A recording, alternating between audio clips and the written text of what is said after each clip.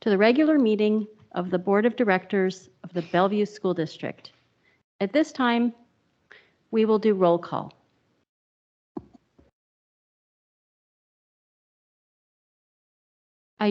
I know that Director Aris is online, and I don't know if there's a challenge with enabling her microphone, but I know that she's here, so I will go ahead and, oh, there she is. Okay. Here. Jane Aris. Christine Chu. Seema Sarafan. Joyce Shuey. Whoops, sorry. Carolyn Watson. Kelly Aramaki. Thank you. At this time, I believe we have an introduction of a student, and I welcome our Chief of Staff and Executive Director, John Harrison. Thank you, President Serafin. Good evening, Board. Tonight, we have Mason Ponte, and Mason is a student at the Evergreen Transition Center, and he's going to lead us in the pledge and the land acknowledgement and then say a few words after. Thank you, Mason. Great, thank you. Mason, we will follow your lead. I pledge allegiance to the flag to the United States of America and to the republic for which it stands, one nation, under God, indivisible, with liberty and justice for all. We acknowledge that we are on the indigenous land of the Coast Salish, peoples who have reserved treaty rights to this land, specifically the Duwamish and the Snoqualmie tribes. We thank these caretakers of this land who have lived and continue to live here. Since time immemorial, we reflect on the historic context that brings us to reside on this land and accept responsibility to interrupt, erasure. We commit to an ongoing partnership with the Snoqualmie tribe as we listen to, learn from, and lead with their guidance. Thank you. Thank you. So we'd love to hear from you, Mason. I've been to the following schools: Taiyu Middle School, Newport Heights Elementary School, Newport High School, Phantom Lake, and now in the Evergreen Transition Program. Thank you. Thank you. Thank you for coming. We're so happy you joined us tonight. Thank you.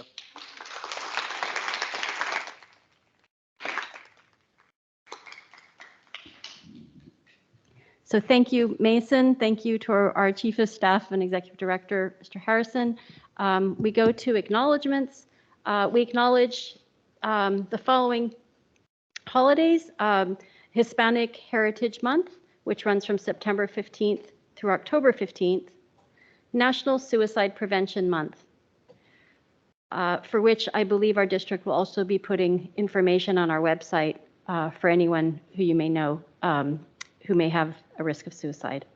Also, September 6th through September 7th are John Mashtami. September 16th is Mexican Independence Day, and September 15th through 16th is Rosh Hashanah. At this time, we go to item 1.7, and I asked for a second to my motion to approve tonight's agenda. Do I have a second? Seconded.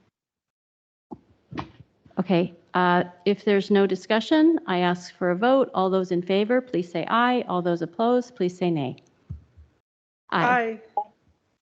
Okay. Aye. All right, the motion carries. At this time, we move to the consent agenda, and I ask for a second to my motion to approve tonight's consent agenda. Do I have a second? I'll second. Okay, is there any discussion? Okay, hearing none. All those in favor of the motion, please say aye. All those opposed, please say nay. Aye. Aye. Okay, the motion carries. I look now to our superintendent, Dr. Kelly Aramaki, for his update on our very first day of our school year. Yeah, thank you. Yeah, so this is the first week of school. We've had an amazing week so far. We are going to talk about the first day of school a little bit later in the agenda. But from my superintendent updates, I do want to talk about all of the amazing work that has happened leading up to the first day. And so if we could project my PowerPoint.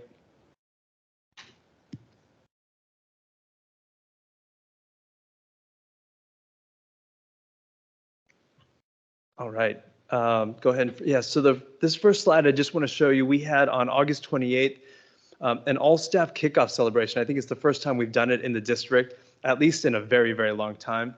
But we had somewhere around 900 staff members come out from every single department, all of our schools, to celebrate together. It was also the 60th anniversary of Dr. King's I Have a Dream speech. And so Larry Gossett, a former King County Council member, came and spoke to us just about the legacy of Dr. King, the work that he has done to advance civil rights, and the renaming of King County after Dr. King. And it was amazing. We were able to anchor our work together in building the beloved community in Dr. King's kind of vision for the beloved community. And it was an amazing celebration. And if you talk to staff who went, everybody had just a great time connecting. Next slide.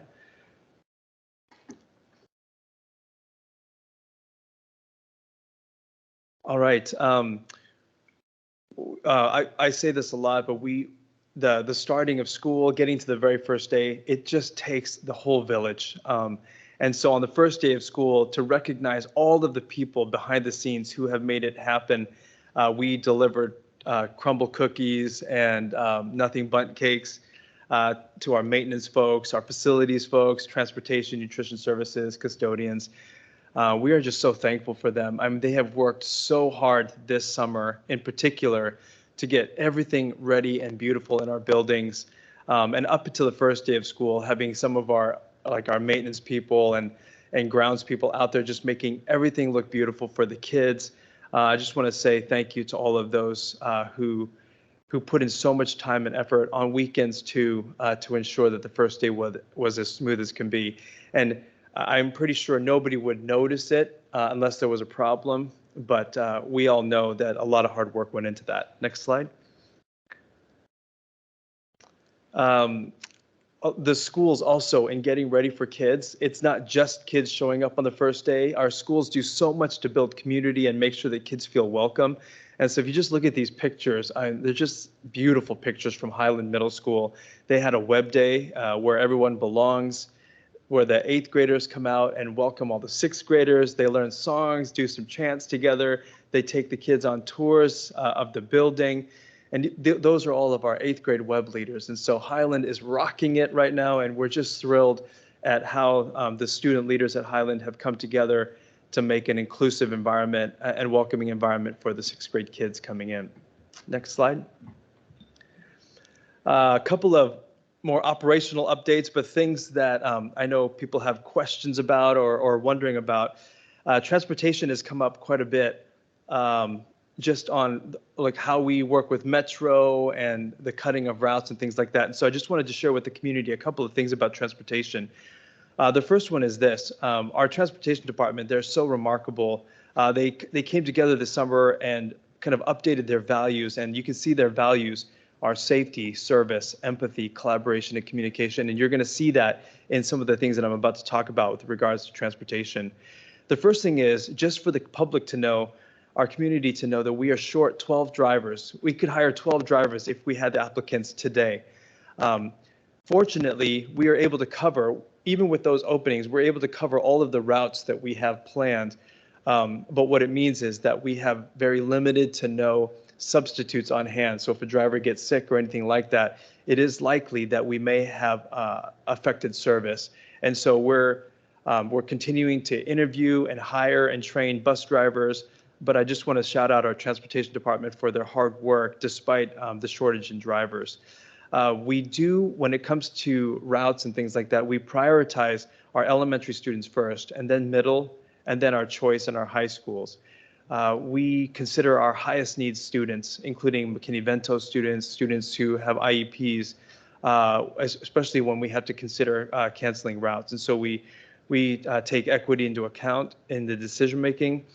For families who are new to Bellevue, you may not know this, but we have a partnership that we have a partnership with Metro Transit for transportation to and from choice and high schools. And so it's, I think, somewhere around a 20-year partnership where Metro Transit is our key provider for transportation to our high schools and our choice schools. And for families who worry about kids riding public transit, when it's the routes that are before school and after school, it's mostly students that ride on the bus at that time. So the kids aren't alone. It's lots and lots of kids. In some ways, I would worry about some of the adults just because there's so many kids. But having said that, Metro's been a great partner for us in getting kids to and from our schools, and it's been very cost effective for us to have that partnership. And our students have free Orca cards, so there's no cost to our kids and families. We did have to cut 2 routes though this summer, which affected just under about 15 kids. So under 20 kids along Westlake Sammamish and then over on the Cherry Crest side. And so those 2 routes, because of the low ridership, we weren't able to fund those routes, especially with not having enough drivers. But I will say that in the spirit of the values of service and collaboration, our transportation department, working with Melissa DeVita and with families, have come up with at least somewhat of a solution where they've added shuttle service from Cherry Crest. So if the families can get to Cherry Crest or Vasta Park on Westlake Sammamish, we can transport them to Park and Ride so that they can then go directly to their schools. So not a perfect solution, but hopefully families know that we are working with them to try to come up with the best solution available to us. And then for all of our excited and possibly slightly nervous kindergarten families, just a couple of points around transportation and kindergarten kids. We are requiring adults to pick up the kids at the bus stop for the first 2 weeks of school. So we won't drop off kindergarten kids at the stop without a parent or a guardian there to meet them. We also in Bellevue have card readers that we will use for all of our students. So you'll be able to see when your kids get on the bus and then get off the bus. We'll know exactly where they are. And then we are building in driver training and coordination with our schools to ensure that we take care of kids just in case they get off with a friend at a different stop. So we work very hard to prevent that from happening, but sometimes when lots of kids get off at the Boys and Girls Club, some kids just want to join them. And so we have ways that we're working to kind of make sure that that doesn't happen, but in the event that it does happen, to communicate with school and families right away. Next slide.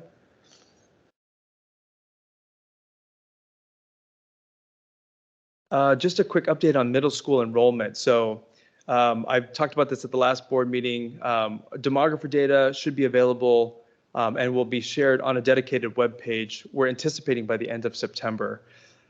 We are going to put an all call out to families, students, community members who want to participate in an enrollment advisory, who can kind of a team of us who can kind of look at all of the input coming in from the different listening sessions that we do, and then be able to communicate out the things that we're hearing. We are scheduling a study session with school board after the next board meeting. And the purpose of that study session is to kind of shape the process that we want to go by in order to study middle school enrollment, to look at potential consolidation at the middle school. And so we talked about this at the board retreat, but we want to make sure that we as a board and superintendent team design this process together and that it reflects our values of deeper community engagement.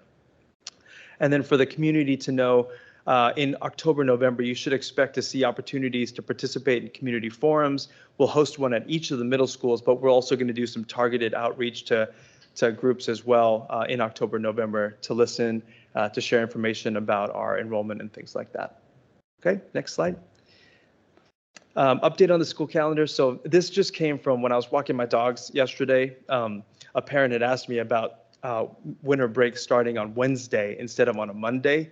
So just so that people know kind of what goes into calendar development, this year winter break does start on Wednesday. So we will have school Monday and Tuesday, and then break starts on Wednesday. And there's not going to be a day between semesters this year. So first semester goes right into second semester. And I just wanted to share with the community kind of how those decisions are made.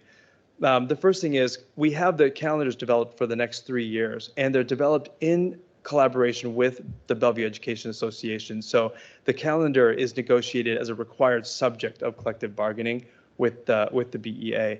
And so what people will see is over the next 3 years, based on where Labor Day falls, we are there was a desire to start school after Labor Day, to maintain professional development days both in October and March, to end school on June 18th. So to not go past the June 18th, and then to maintain 3 major breaks. So because there was consideration of whether we should have or not have midwinter break. So winter break, midwinter break, and spring break. So that there's a lot of factors and a lot of conversations that go into calendar development, and we just wanted the community to know kind of what goes into that in case they're wondering why sometimes we have 2 full weeks and why sometimes we might have it a little bit shorter. So, okay, next slide. Oh, we're missing a couple of slides.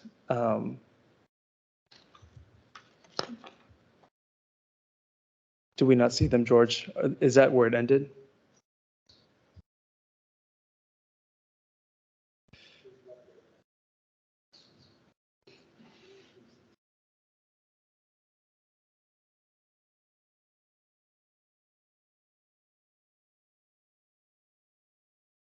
Well, while you're doing that, I'm going to have, so part of my superintendent update is to invite the 2 administrators from Stevenson. Our schools have done a remarkable job launching the school year around joy, around student voice and agency. And so I had asked Liz Mizrahi, the principal, and Renee Baru Del Fiero, the assistant principal, to come and to share just a quick kind of snippet of how they launched the school year. So you can kind of see how some of the work that we're doing here on the board at the district level is playing out in our school buildings.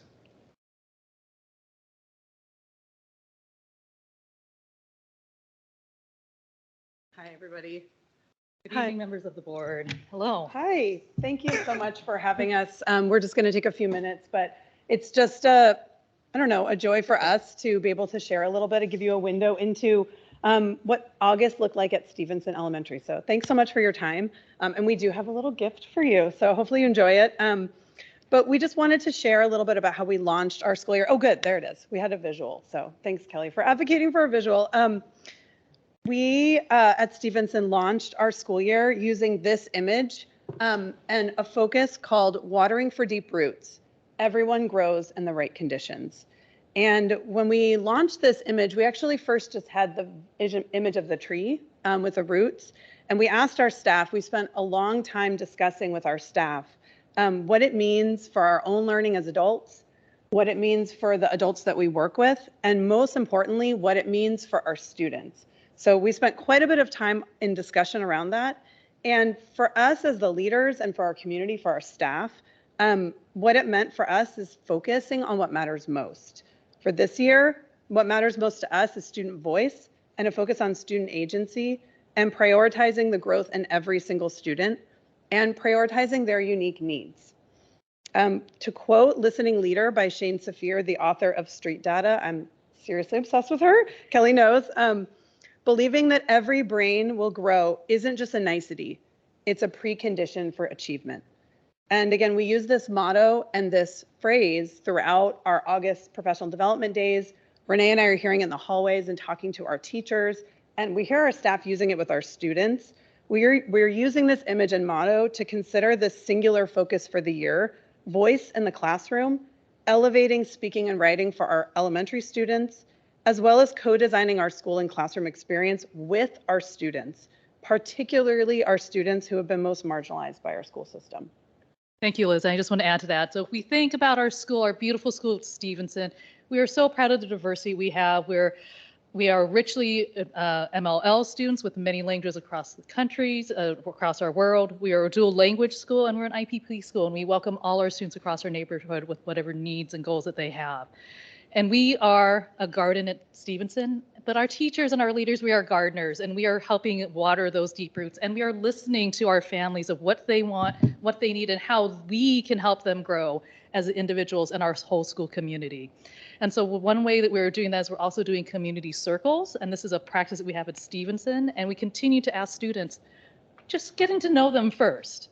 What are some things that you like? What are your family's hobbies? What are your family's joys?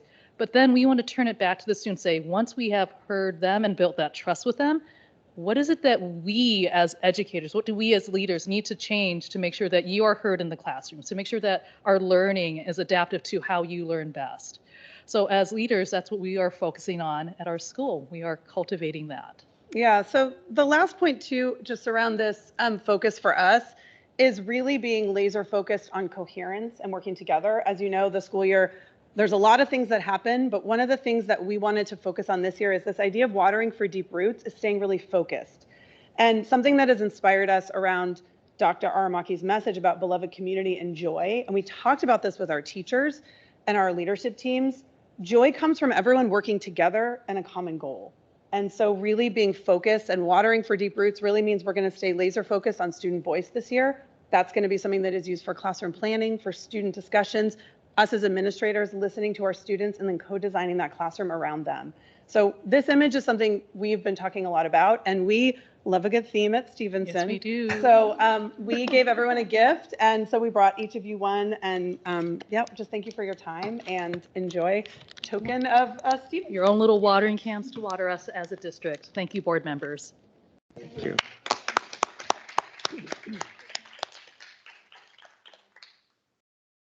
Great. Oh, yeah, I got one. I know. We'll deliver the last two. Thank you.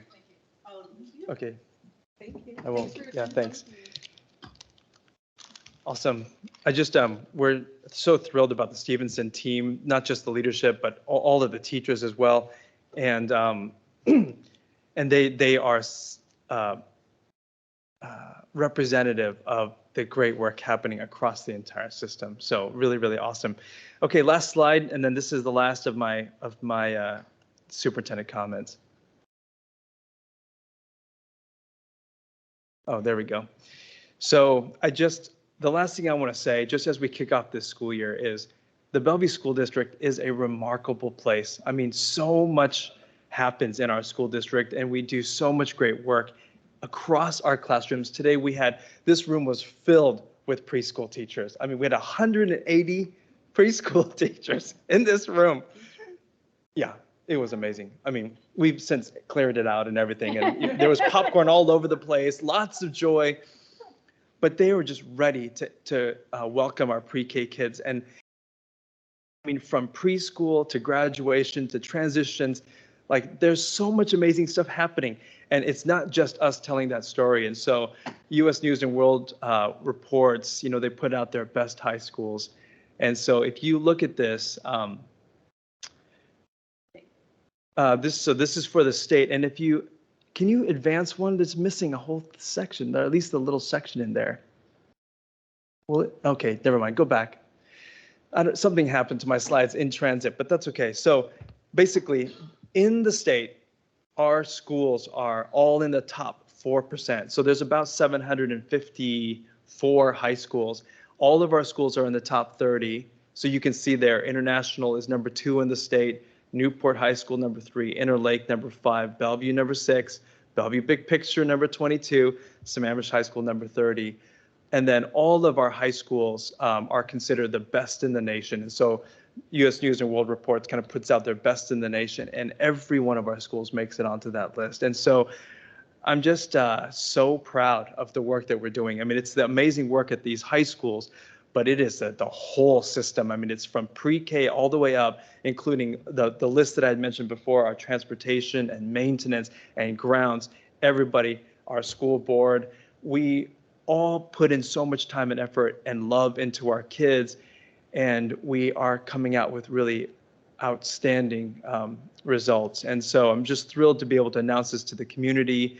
The last thing I'll just mention about this is over the past 3 or 4 years, a big part of our focus was, in addition to academic excellence, we focused on mental health and sense of belonging and student well-being, things that you wouldn't necessarily say would lead to like academic excellence, but I think with that push towards caring for our whole child in Bellevue, we get these results. All of our schools are top schools in the nation. And so I'm really proud, and that concludes my superintendent comments.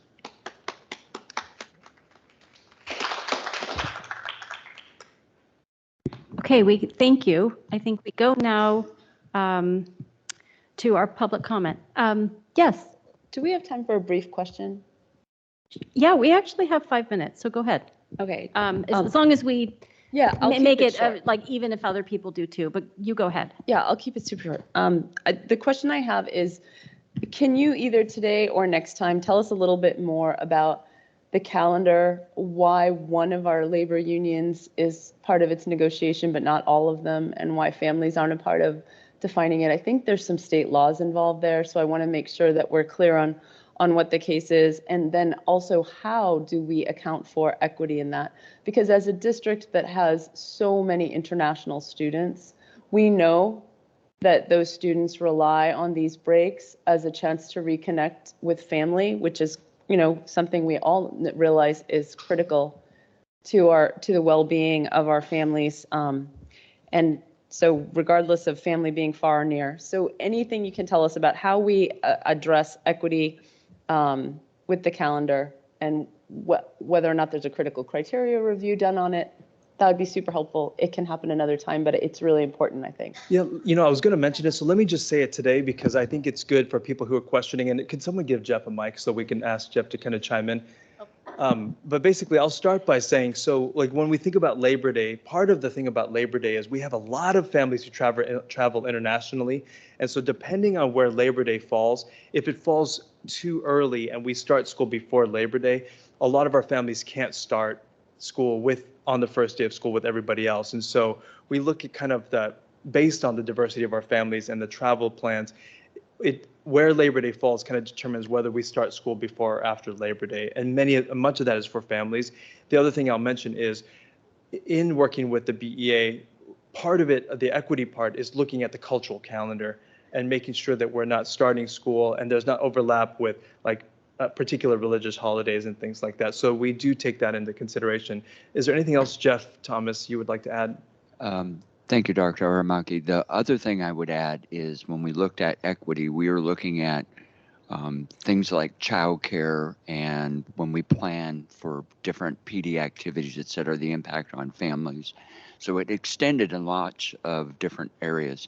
And in regards to legal background, there was a PERC decision several years ago that mandated calendars as a mandatory subject of bargaining, specifically with teachers' unions, because it delineates essentially their primary working conditions. So going back to that decision, it is actually a mandatory subject for teacher bargaining in the state of Washington. Okay, well, thank you for the question and thank you for taking the time to answer. We will now go to item 4, which is public comment.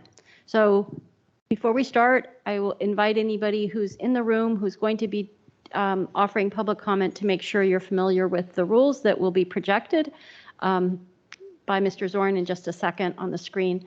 But I'll also give a high-level summary. This is the time during our meetings when we receive public comment. The details about our public comment and our expectations are on our agenda, and they're displayed on our screen.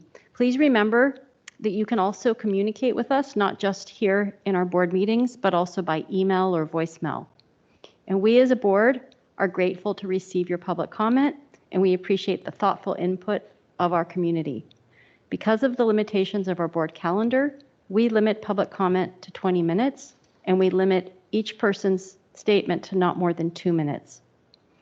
The board will listen to all your comments carefully, but we generally do not respond. We expect speakers to engage in a civil manner and not engage in any of the forms of communication that are identified as unacceptable, including slander and libel, invasion of privacy, obscenities and harassment, intimidation, bullying, or discrimination. We also cannot accept public comment on pending investigations, including student discipline, allegations of employee misconduct, and allegations of discrimination or harassment. And this is to preserve our ability to hear appeals if they should arise. So again, we thank you, and we want you to know that while we will be listening to all your comments, we generally do not respond to comments in the meeting. So at this time, I ask Ms. Patterson, if you could please, you or Chief of Staff Harrison could please introduce our first public commenter. Thank you. Our first public commenter is online, Elizabeth de Richmond. So George, if you can. You're in person. My apologies, Elizabeth. You can make your way to the podium. Thank you. Thank you, school board and Dr. Aramaki. There were issues with Zoom last week, so I came this week or this month in person. So first of all, I am a proud member of the Bellevue community. I'm also a member of the National Association for Music Education, so I will be speaking on that today. I know that the Bellevue School District has a history of supporting music education, but budget cuts could affect that support. Music is one of the things that makes our students special. It enhances students' well-being and academic success, especially with our neurodiverse students. Research demonstrates that music connects tremendously with math and early literacy skills. There are assessments where we can see content substantiated correlation with music education. Also, through music, we can see creators of the future world. Finally, music can improve student retention, and I believe music education has helped improve the academic success of struggling students during the COVID rehabilitation. For that reason, I'm asking that the budget ensure funds for continued music education to include staffing at all levels, equipment, professional development, including Mondays and Fridays, for them to attend those classes, and performances, as music is part of the well-rounded education prescribed by the Every Student Succeeds Act. I would like to ask the district and board keep this area of education in mind. Funds for music education would follow the principles presented in the budget proposal, maintaining opportunities for students at all levels and creating new opportunities for students. Thank you. Thank you. Our next speaker is Mr. Alex Zimmerman.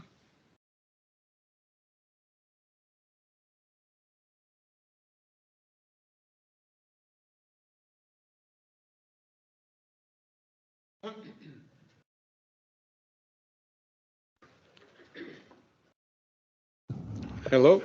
Let's raise this a little bit. Tall guy. No, it's okay. Thank you very much. Yeah. Hello. My name Alex Zimmerman. I live in Bellevue for more than 35 years. And I have today 2 points. What is I want to deliver it to you? Point number 1. Where is you find this 20-minute limit for speech, freedom of speech? Where you find this too many limitation, harassment and other BS, you know what it means? Where is come from? Where is find this? I know in Bellevue a year ago I can speak 5 minutes without limitation. Right now Bellevue Council cut everything. Why this happen? Because we have right now democratic mafia, total dictator, total control. This is exactly what it smells to me not so good. And honestly, I can scared use word fascism because you can accuse me of harassment. You understand what I'm talking?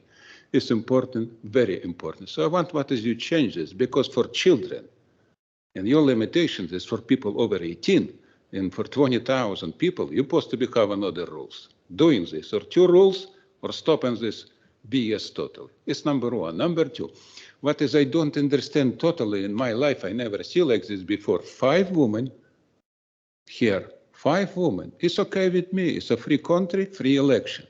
But for me, make a shock, you know what it mean? So no one from this woman for 4 years no stand up at all, guys, something wrong, you know what it mean? How is this possible? Only 1 woman. So right now, Bellevue don't have a man? Or this something smell to me like a harassment? You understand what I'm talking? Don't come closer to your hearts, but the simple point, you know what it mean? You want from you supposed to be stand up and talk, guys, I go out, please replace with men. You're not doing this for 4 years. What is going on? Who are you? It smell to me a little bit not so good. For next time, I will give you more detail. Thank you very much. Thank you. And this concludes our public comment. Am I right, Ms. Patterson? That is accurate, President Serafin. Okay, thank you. So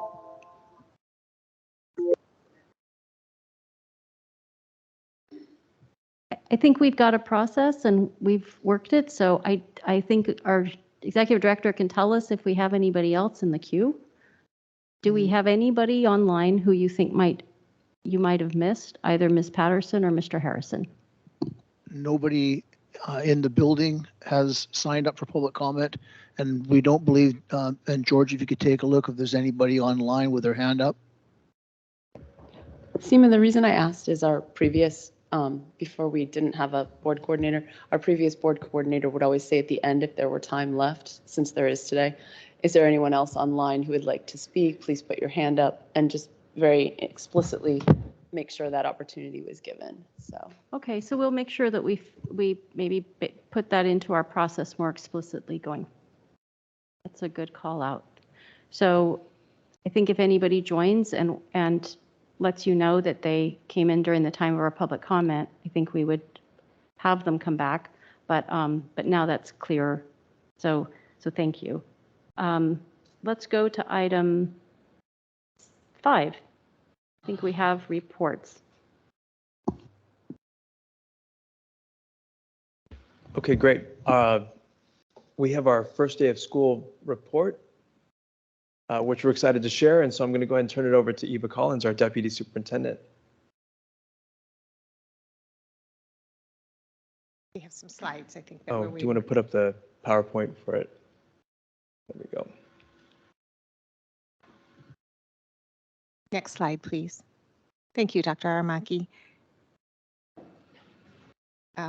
Today we want to share with you just a few highlights and celebrations from the start of the school year, including some celebrations from our elementary schools, our secondary schools, and then a quick enrollment update. I'll just start by saying the first day of school for kindergarten is actually tomorrow.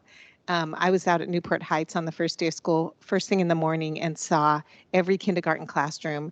The kindergarten teachers were in there having conferences with parents. That's part of the WA Kids, the state requirement that is actually wonderful. Our teachers love it, our parents love it, that they have this opportunity to conference with parents and families before school starts, which is amazing. And so kindergartners will be showing up tomorrow. We're super excited to see them. Next slide, please. In this picture, you can see the kids on the right. The big picture are students from Ardmore. We started the Arabic Heritage Language program. And then the students at the top on their computers are our secondary students who are also in that program. So the program is a K-12. We're missing some grade levels at the elementary level. So we have K-1, 2 at the elementary level, and then 6 through 12 is an online program, but it's synchronous with a Bellevue School District teacher. And we have over 80 kids that are enrolled in the secondary program. The elementary program got off to a great start. Again, kindergarten will start tomorrow, but very, very positive reports from that program. So we're super excited. Today, I was out at Cherry Crest Elementary and in a second grade classroom. And they were doing an activity where the teacher asked them, how do you want to feel when you enter our classroom? And the kids had Post-it notes and they were working together in small clusters and they were writing down words on how they wanted to feel. And then they were putting together, similar words that each of them might have said. So a number of them said, I want to feel proud. These were the common themes: proud, happy, excited, safe, respected, included. Many of them said, I want to feel ready, and loved. Loved was one of the most popular responses from kids. So our kids have been welcomed. We are so happy to be back into the school year. We think it's going to be one of pure joy. And I'd like to introduce you to our chiefs of schools, Dr. Heather Sanchez and Erin Miller, to share with you some of their celebrations. All right. All right. Good evening, members of the board. Next slide, please. Oops. Oops.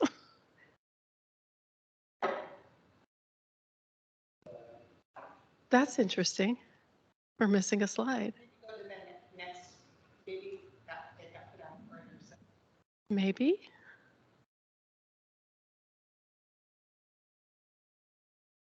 Huh. Okay, well, there's no elementary no, I'm just kidding. There are certainly elementary updates. I'm wondering, because there were some really good pictures that I want to share.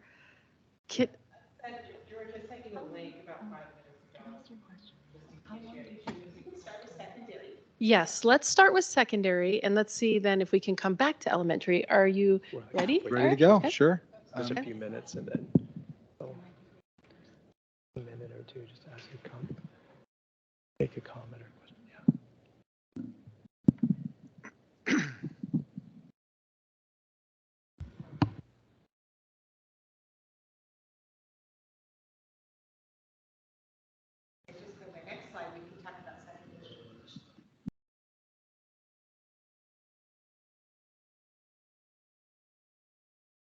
Okay, so I'll just give a brief update on the first day at our secondary schools. I started my morning at Interlake High School where the cheer team and the band were out front welcoming all of the students, and just the excitement, the joy, the energy was amazing. Looked like a lot of ninth grade parents trying to take pictures of their kids who were completely horrified, trying to get away from them and get out of the car as quickly as possible. But just so much just hope for the school year, and this focus on day one as beginning to create that sense of belonging at our schools. That was the theme everywhere I went, and just the energy was really so positive everywhere at all of the all 11 of our secondary schools. So the other thing that I wanted to highlight is just the deepening of our vision around, our students as problem solvers and creators. And you heard Liz and Renee talking about our focus on student voice and agency this year, but that work continues to deepen and emerge in new and innovative ways.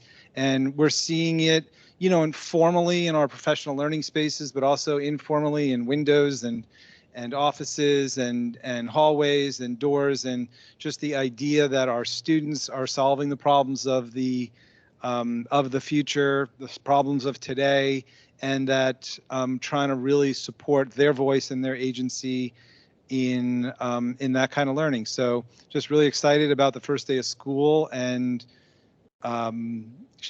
continuing to share stories throughout the year.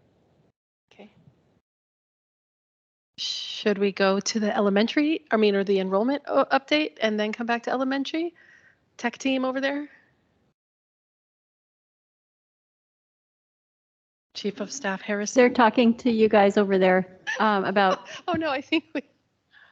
Okay, yay, yes, okay.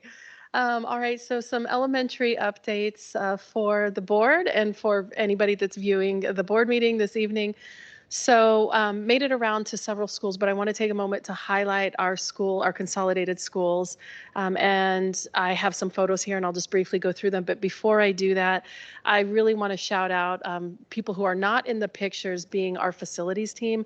I know Dr. Aramaki spoke about them earlier, but I was reflecting yesterday, and Jack McLeod and the whole facilities team last year, in addition to everything else they would typically do, they moved 4 schools in their entirety.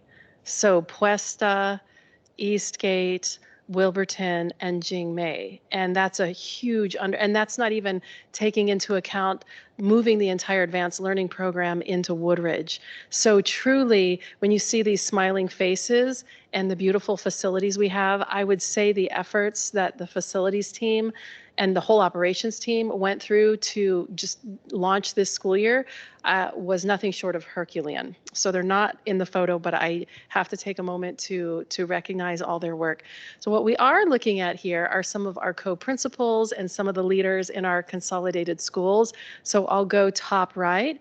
Those are co-principals, Pelto and Hetherington, at Spirit Ridge Elementary School. So we also are trying an innovation this year with co-principalships at our consolidated schools, and they don't have an assistant principal, but what that means is that the leaders, the children have a familiar face. So those co-principals at Spirit Ridge, and then over on, I'll just go down below. We have Principal Grigsby and Assistant Principal Hagan at Woodridge Elementary School. And then we have co-principals at Clyde Hill Elementary School, Garcia de Leon and May, down there in the center with Clyde, the cougar. And then in the bottom left, we have Principal Tan. I did try and get Assistant Principal Shelton in the photo, but as you can see behind us, it was recess, so he was very busy. He was not able to be in the photo at the first few days at Jingmei Elementary School. And then in the upper left corner, we have Principal McDonald and Assistant Principal Matthias at Enetai Elementary School. And then on the board there, down there, we have the first grade Arabic classroom, heritage language classroom at Ardmore. And so I also want to add that I was at Ardmore today and I was able to take part in story time in that first grade classroom. And it was really quite remarkable to be a part of the instruction that was happening there. So those are just some of the highlights from elementary. And before I turn it over to Melissa, I'll close with some additional fun facts. So Clyde Hill Elementary tomorrow will be welcoming not 1, not 2, not 3, not 4, not 5, but 6 sets of twins into their kindergarten program tomorrow morning. So that's a fun fact I thought you might be interested in knowing. Jubilee Reach, our partners eternally, who have helped us so much with all of our transition, in addition to their annual event for our service day, Jubilee Reach conducted 27 separate packing and unpacking sessions for our schools that had movement. Separate events, 27 of them in the spring and the fall. So I have to just show much love for them because we could not have done it without them. And then preschool doesn't start till next week, but I asked our director of early learning. Our preschool enrollment is currently up over 700 students, which is 95 students higher than it was this time last year. So lots of joy to share in the P5 world. And so that concludes the elementary remarks, and then I'll turn it over to Melissa DeVita. Thank you. Next slide, please. There we go. Thank you. So this is our enrollment as of yesterday, so it'd be day 2 of school. And there's just a couple of key points that I would like to point out. The first is that we do continue to be a shrinking enrollment district, and you can see that by the size of the bars in the high school area, which are green, the middle school, which are down lower, and then the elementary schools, which are even lower. And especially if you look at first grade, it's around 1,100 students, and we have forecasted around the same 1,100 students for kindergarten. The impact of our shrinking enrollment, however, has been mitigated by non-resident students coming into our district. And so the impact has been lessened. It's not fully mitigated, but it has been lessened. We have 204 more non-resident students enrolled in our district this year than we had last year. And our non-resident families are so excited to be here. They're really being attracted by the opportunities that we offer students and the quality of education that they will get in Bellevue. And so we're excited to have them. The schools with the most non-resident students you can see up there, Ardmore, Newport Heights, Puesta and Woodridge, Chinook, Tillicum and Tyee, and Bellevue and Sammamish High School. And so we are very excited to have those students, and our schools have made a significant effort to make sure all those families feel welcomed as part of our community. We currently are 212 students over our forecast, but when you look at the 204 additional non-resident students, then we're really right in line with our forecast. So the difference district-wide is only 8 students at this time. So our forecast is pretty right on. And our budget is balanced to that forecast. So we're in really good shape as we continue to move forward in this school year. And we're super excited to see our kindergartners tomorrow and to round out our enrollment picture. Great, that's it. That's the end of our presentation, and then Yeah, so we were going to suggest that we have about 10 minutes, and we wondered if maybe board directors wanted to, with 10 minutes, we could, divide it, and we could each take some time if we have any questions or comments. So are board directors interested in that? Okay, so anybody want to kick us off? Okay. I have what I think would be a quick question. I just wanted to understand how think you mentioned that preschool enrollment might be up. And how does that connect with our other enrollment picture? So there's a couple things. The first is preschool enrollment is often limited by the number of classrooms that we have available. And so we didn't have as many classrooms available last year. The second thing is preschool enrollment is not restricted to our attendance area. And so families come from far and wide to enroll in our preschool program. It's not really the same in terms of where the students come from and our requirement to take all comers, so to speak, when we have a K-12 system. But I'll just add one thing to that, Director Watson. I think, though, one of the things that the building leaders are thinking about is we are dedicated to offering high quality pre-K, right? And if we are offering high quality pre-K at more of our schools, then that is also, those are students that we can fold into our enrollment pipeline. So it's not because we want to increase enrollment that our numbers are up. We like to believe it's because of space and our quality of programming, but there's certainly a benefit if we have families that we're serving in pre-K, we believe they're more likely to stay with us entering into kindergarten. That's the theory of action. That is one thought. Yeah. It's all good to know because I'm sure somebody. It was good to know. I was thinking some parents would be asking. So thank you. Director Chu?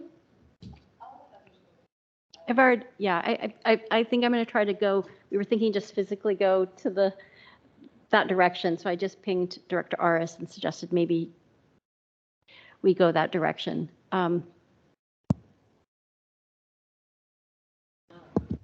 Well, I wanted to ask about the enrollment numbers and if they include our online program, and if so, what percentage of those enrolled in that program are from out of district versus in district? So our enrollment numbers do include our online program. I don't know how many are in district versus out of district, but I'm happy to get that back to you. Yeah, I'd love to have numbers, even just sheer numbers on the online enrollment too. That would be terrific. Happy and to then provide that. The other thing is from the schools that are there, do we know if there are any that you've listed as highest numbers of non-resident students? Do we know if there are any particular programs at those schools that are drawing folks in? And part of the reason I ask is one of our public commenters brought up something today that I think extends beyond even what they were talking about in terms of arts education, music education, sports, PE. One of the things that we do is whole child. We think about the whole child. We even think about the academics in terms of whole child by offering things like our Arab program and so forth. So I'm kind of wondering if any of these programs themselves are the draw. I definitely think some of our schools and how they matriculate through our district are definitely a draw. Newport Heights has 70 students that are non-resident students, which is a large number. And those students will then move to Tyee. At Tyee, their 6th grade was significantly smaller than their 7th and 8th grade. And our goal with non-resident students is to equalize our grade levels so that it stabilizes our schools, so that we don't have to then, if you had this small 6th grade class moving into 7th and you don't have all the teachers in 7th grade and then it's moving into 8th. So our goal was to add kids so that we can keep even. And so so I think specific patterns are interesting to parents. And I just think the overall quality of education in Bellevue. Ardmore has a significant number, and the Arabic program is drawing in kids from other districts as well. And can you just, one final thing on the same topic, clarify, what is our commitment once we accept somebody from out of district? Can they finish? Do we guarantee that they can finish? Do we just guarantee they can finish that school level? What's our guarantee? No, at this time. So in the past, when we were very full, we would reevaluate after every level. So after elementary school, after middle school, and then going into high school. At this time, we are telling parents that their students can stay throughout as long as the student stays in good standing. Thank you. We're going to go to Director Aris, who's having some connectivity issues, and I think if she's able to, she'll go on video, but I'd like to give her a chance. Go ahead. Thanks. I appreciate that. I was wondering if Dr. Armaki, if you could explain a little bit more about our partnership with Metro, because my understanding, at least when my children were in high school, is that the Metro partnership also means that there are special buses, I think it was the 800 series, that are dedicated for our students. It doesn't mean that public cannot ride on it, but it is the ones that is clearly marked that students are aware of, that is part of our route for all the high schools. Is that still true? Yeah, sure. Let me go ahead and have Melissa talk to that. So that was definitely true before the pandemic. During the pandemic, those 800 series routes were dropped by Metro because they also had driver shortages and ridership was way down for them. And so they contracted at that time. Those 800 series are coming back slowly, but they have not all returned at this time. Metro is adding routes over time to as ridership continues to grow. Thank you. One other question. Can you give us a clarification? You stated that there was, we have a 212, is that, sorry, I'm not looking at the number in front of me, but that is over or above the number, and that was projected. You all, I think, was at the last or our last meeting of the meeting before that, talked about projected number versus the our allocation in the budget and whatnot. And I would love for you to kind of talk about the finance we budgeted versus on the student number versus projected number versus the being conservative and all of that, because I think there may be a little bit of confusion on that. Am I clear enough? Yeah, certainly. So we built our budget, we built our revenue based on 350 students fewer than we forecasted. We built our expenditures assuming the forecasted number of students. So we were conservative on our revenue picture because we wanted to make sure if we came in low that it wouldn't drop immediately to the bottom line. So our revenue now will be higher than we anticipated, which is great. But we've also hired additional staff to support the students as they were coming into our buildings. And so the higher revenue is going to be used to support the additional educators that are in our buildings to support the students that we are gaining. Okay, I'm going to move, thank you. I'm going to move to Vice President Shuey. If you have a question or comment, go ahead. Thank you. Yeah, and if I could ask, you said earlier we're going to go this way or that way. For those of us who are online or visually impaired, it's hard to follow that, and I don't know if that was alphabetical. Yeah, it was a suggestion Dr. Armaki had the other day, which was physically, we as we present within the meeting room, it is the dais, and then there's a actual screen that's projected, and that's how, when people are online, that's how they show up. And so it was a suggestion to try that. And so that's what we were trying today. But okay, thank you for explaining those for those sure. that didn't know that. Okay, great. I have a few questions. Great presentations throughout this afternoon. Where on the non-residents who have enrolled in these great programs that we have, when do they find out when they can enroll? Because one of the questions that has come up from people is that they don't find out until too late and they've made other plans. And so one question is whether, when that notification of whether they have a spot in our district is when the notification comes out. And then also related to that is, do we still have room in some of these programs so that if people ask us, oh yeah, we just heard about this Arabic program, we'd like to attend, can we, and where can they find information about that? That's one set of questions. Should I pause there? Yes, please. So historically, when we were full, we were not notifying people until the August or September timeframe because we didn't know exactly what our enrollment was coming in at, and we were coming in pretty full. Now that we are a shrinking enrollment district, we are notifying people in the spring up to a certain point so that we leave room in our buildings in case people move in and those types of things. We don't want to overcrowd a building, and we want to leave room for our resident students.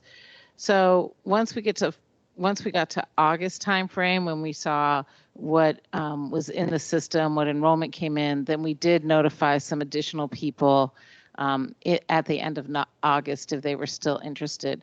But the majority we try and notify as early as we can in the June, July timeframe. That's great.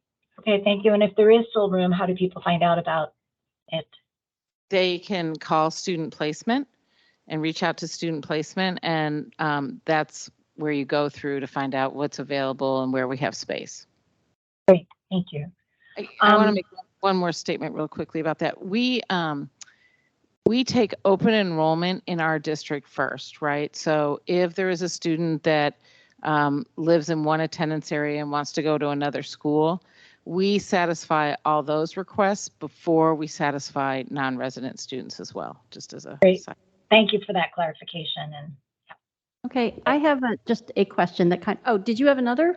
Yeah, I had one other question regarding online, because that's something that has come up a lot in the last few years, of course. And I don't know if I missed it, but what is the absolute number? And explaining to us as the board and also the public, what is the dollars that we get? Is it still at 75% of what we get for in person, or has that changed, or has there been any talk of that changing?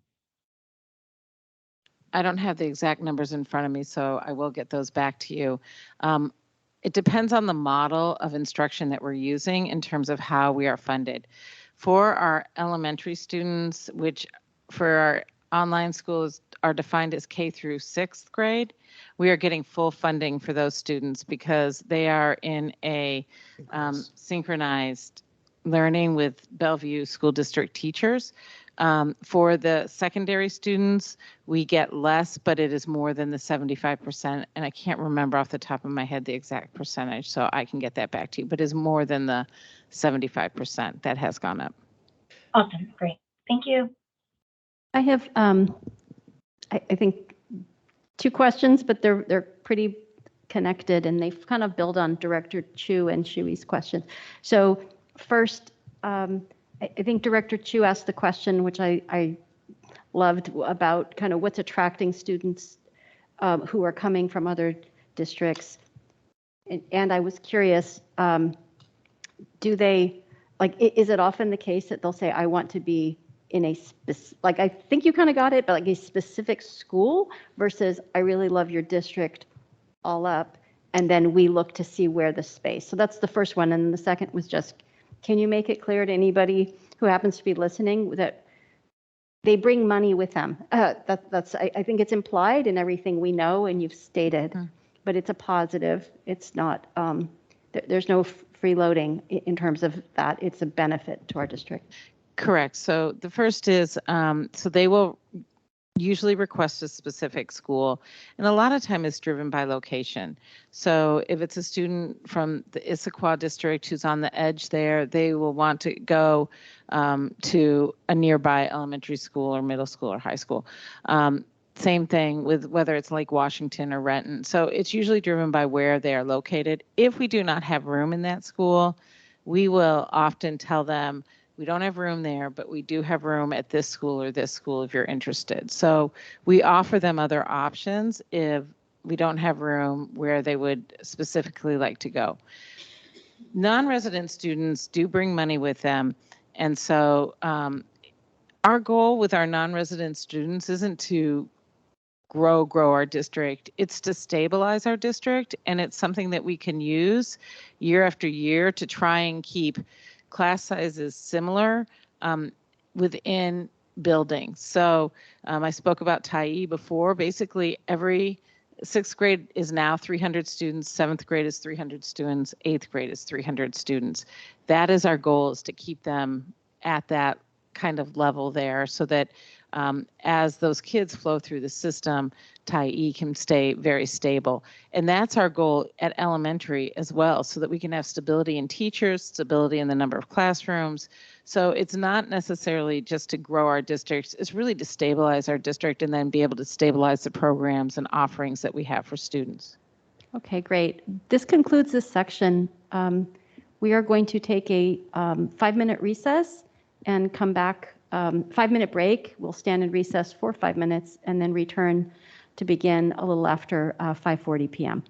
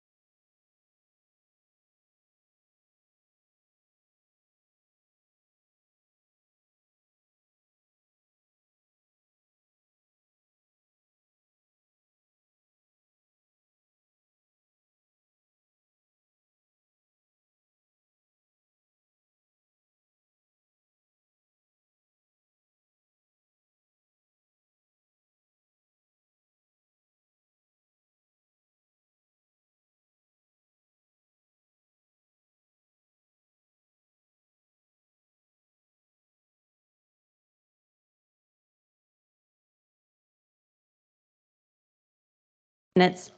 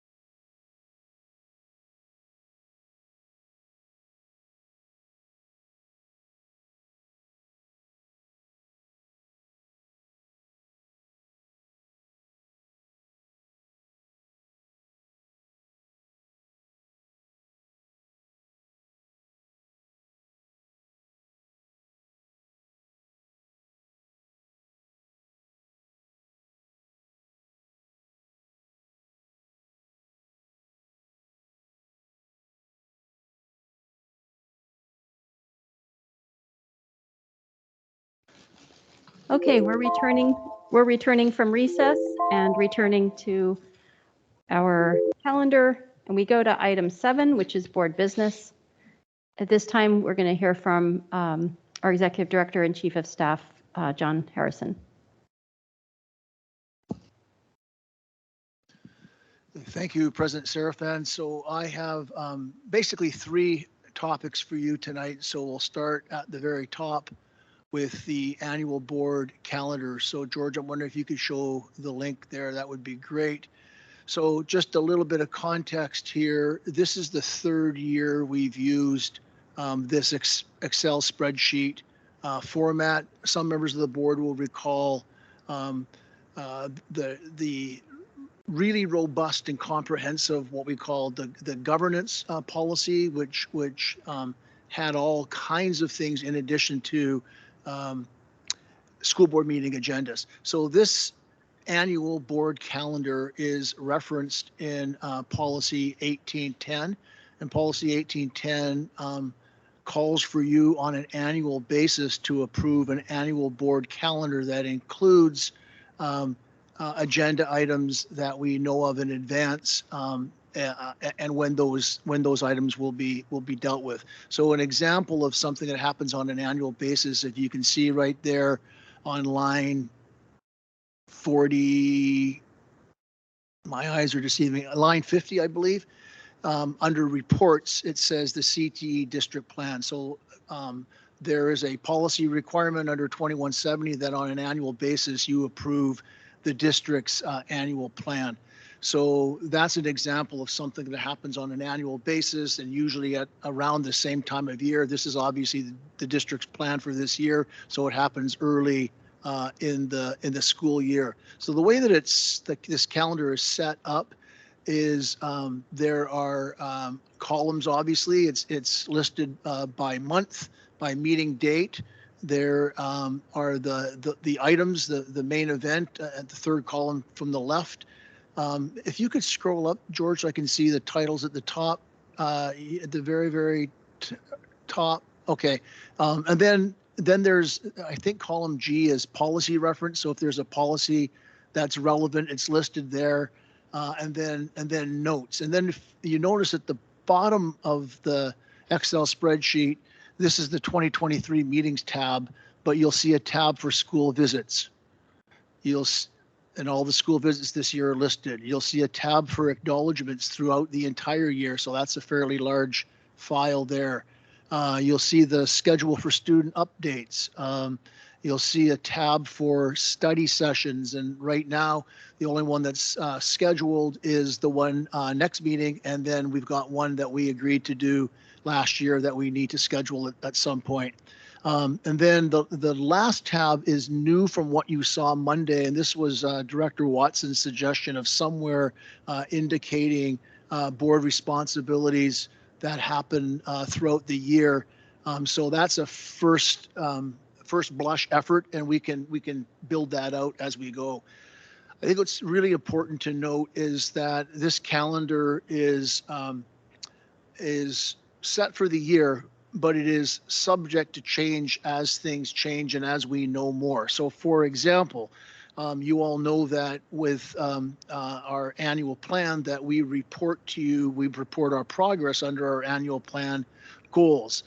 Those reports have not been scheduled in this calendar. We're still working on that, but we will populate those reports throughout the calendar as soon as we've got those scheduled. So George, if you could just go to the 23-24 tab, I'm just going to show you an example. So for each meeting, you see the month, you see the meeting, whether it's the first or the second meeting, and then you see the meeting date, and then the items. You will always see standing items, the opening, public comment, board discussion. Those are standing items.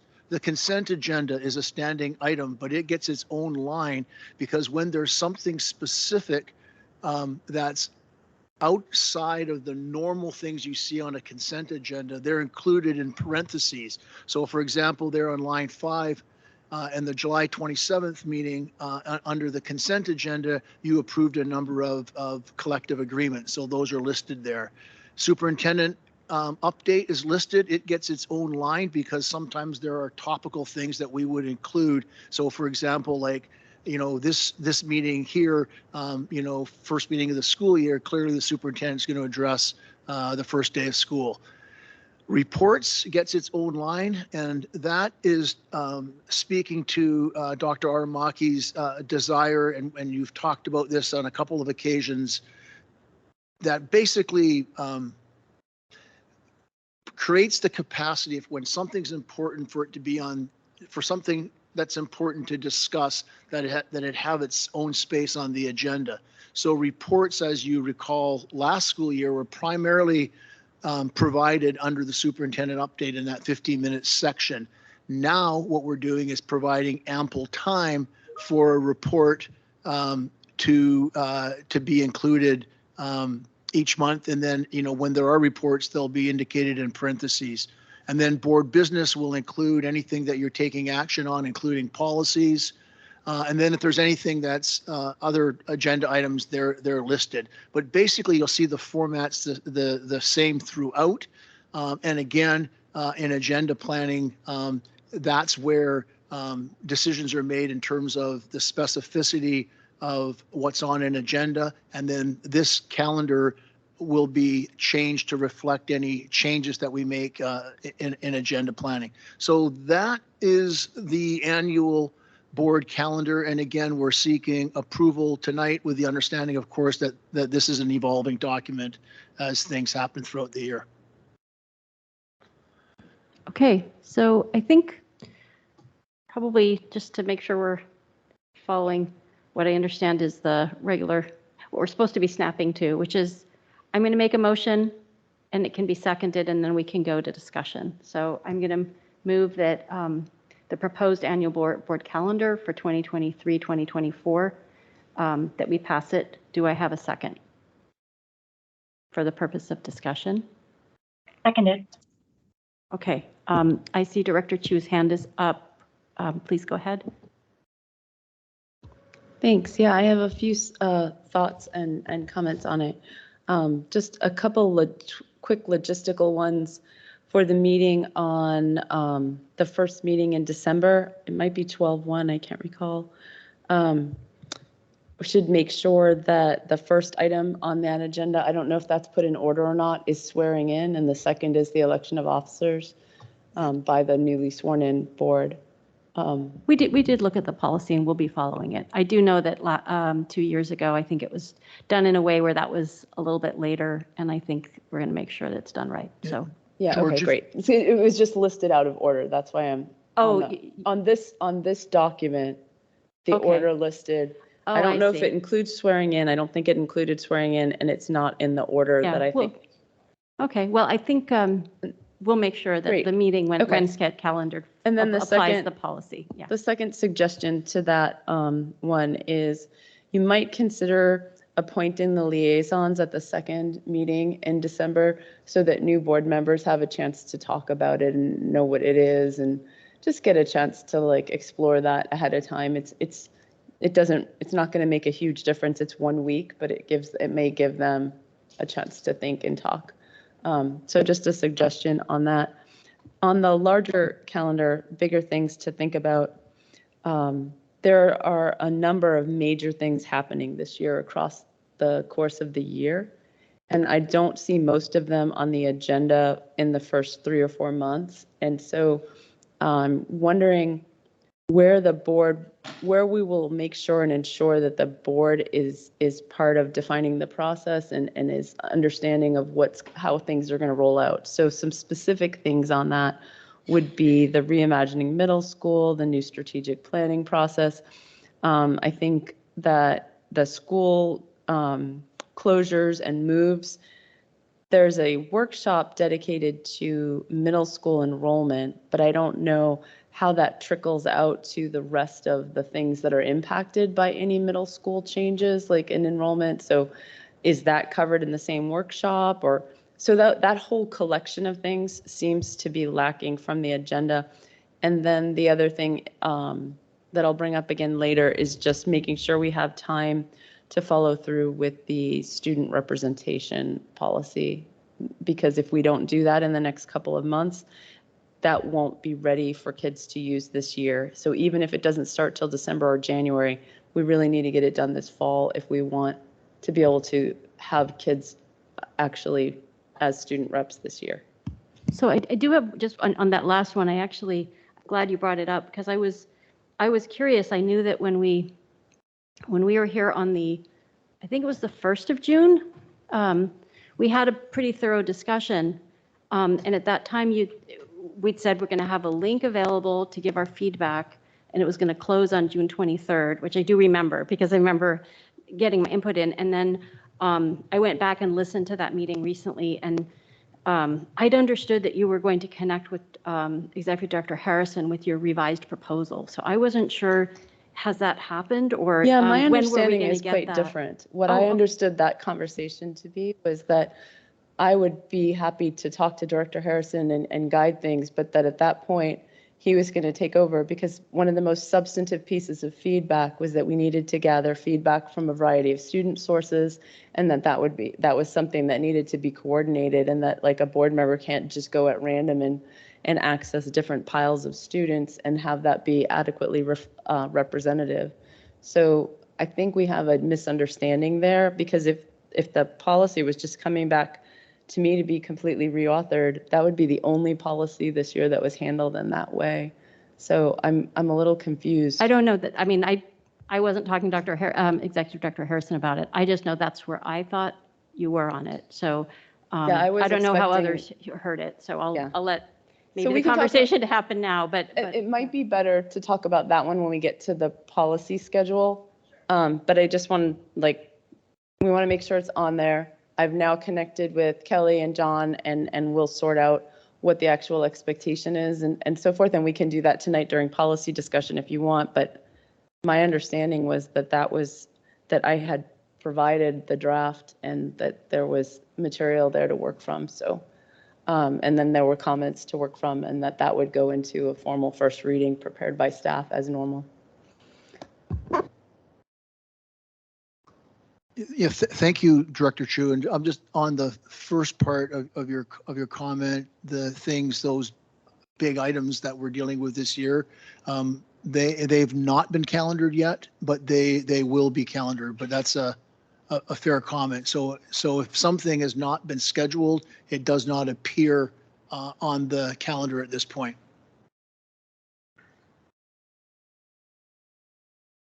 Okay, I think, I just want to see if anyone else, I think Director Watson has your hand up on this calendar. So I heard on this particular motion, which is for the annual calendar, I heard Director Chu's comments. I'd like to hear anyone else's, and then we'll complete the motion. And then, as Director Chu suggested, our next item is our policy schedule. So, Director Watson? Yeah. So as you know, I was concerned about the things that the board is responsible for and making sure that we have them scheduled so that we don't drop them. So I like the way you listed them there, but I would really like to see them integrated into the main calendar. For example, the workshop about the board's input to the budget process that, according to WASDA, appropriately happens in March timeframe or thereabouts. I'd like to just sort of start having the workshops kind of fleshed out a little bit on here. So even like if that doesn't work out and you have to move it because some crisis comes up or something, at least we move it and we don't drop it. Same thing with the executive sessions for the superintendent evaluation process. We need to get the goal setting on there and then the review, like, you know, on there, like as dates, even if we wind up moving them so that we do what we're supposed to do. Yeah, and that's the intent, and that was a great suggestion on Monday, Director Watson. So are we going to be doing that? Yeah. We'll flesh that out. This was a start. I wanted to at least capture the topics before tonight. Okay, so hearing no more discussion. Oh, no, I'm sorry. Vice President Shuey, your hand's up. Thanks. It's just an opportunity for me to say thank you for all the work that goes into this massive Excel spreadsheet, and also wanted to let folks know who may not be at all of our meetings, or this may be a first meeting, that we do have an opportunity to discuss these matters as we did this last Monday. We have a planning session, and so it's a lot for us to digest, but we've had the opportunity since last Friday to look at it and then also to talk about it on Monday. So thank you for all the hard work, Executive Director Harrison. Thank you. Okay, all those, okay, all right. I'd like to move that we table this until next meeting so that Carolyn's request could be integrated into the thing that we're passing, and so that the items that John said he was going to add that I had asked about would also be put in. Since he just said that we would be adding both of those sets of things, I think we ought to be voting on the thing that we just agreed should be added to the thing. Well, we've voted, well, just to be clear, we've voted before on something based on a promise that something that's been asked would be. So, so if we want to vote to carry this over, then we table the vote to pass it. And then if you'd like to make a motion I did to make a carry it motion over. that we table it. Okay, does somebody have a second? Okay, so let's vote on the motion to carry this over to a date certain, which would be September 21st. All those in favor, say aye. Aye. Nay. Director Shuey, Vice President Shuey? Nay. Okay, the motion carries, so we carry it over to the 21st. And the good news is we're still consistent with 1810 because it says by the second meeting in September. So we're good. All right, so to be clear, you'll be coming back with, can you just like review? Because I think these are suggestions made, but we're not necessarily in alignment that these are the things we're going to vote for. Right, so on the board responsibilities piece, we can scope out at least the time of year of those decisions and processes. And then with respect to the big things that we're going to need to work on, same thing. I can work with Dr. Aramaki to see how we can at least scope that out without, giving us enough flexibility to be nimble, but still included in the actual calendar. So that's what we'll work on before and have that ready for you for the next board meeting. Okay, so that will actually be for the Monday before the next, like the 18th, Correct, right? the 18th. Okay. And at that point, we can discuss it, and then I don't think we can really take a vote at that time, but we can at least get some sense of the direction. Correct. Because I think the concern is whether you're going to overload the 23-24 calendar in a way that's not going to be able to be executed. Correct. Yep. So Okay. we'll have it ready for the 18th, and yes, the vote would happen on the 21st.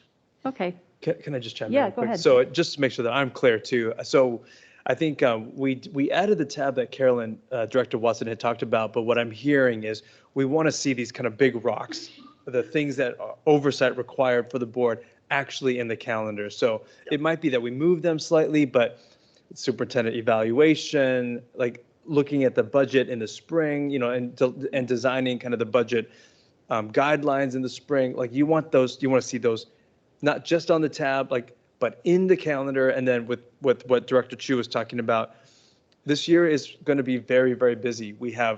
We're looking at middle school enrollment and potential consolidation. We're looking at strategic planning. And so those are big rocks. I mean, big things that we need to take care of this year. And so you want to have some of that specificity of those types of things in the calendar so we can kind of see how it's going to play out across the year. Is that right? Okay, that's right. Okay, great. Okay, we'll Great. have that. Thank you. Okay. Friday, yeah. So we move to Policy item, schedule. yeah, 7.2. George, if you could put the policy schedule up, that would be great. Okay.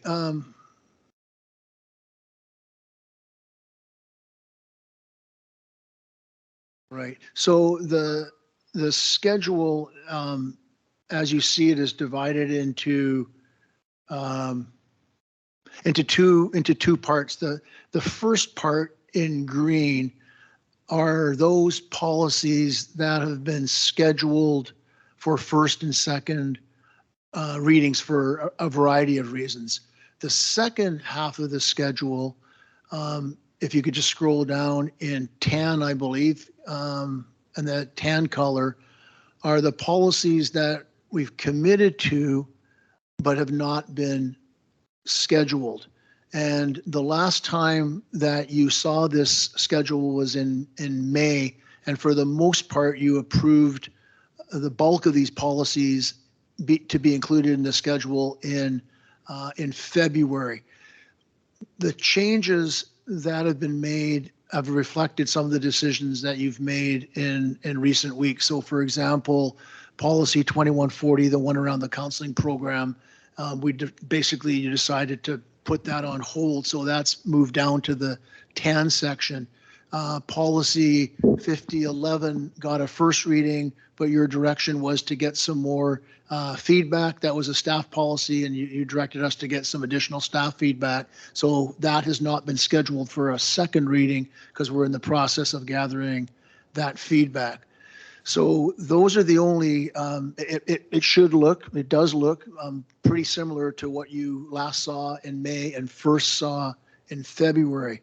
And I want to just mention that this schedule was kind of constructed with your feedback. You may recall in January, I asked for your feedback, your input in terms of policies that were important to you that we review. And then, that was kind of formed the basis of this. There were policies that I included because they needed to be revised for various reasons.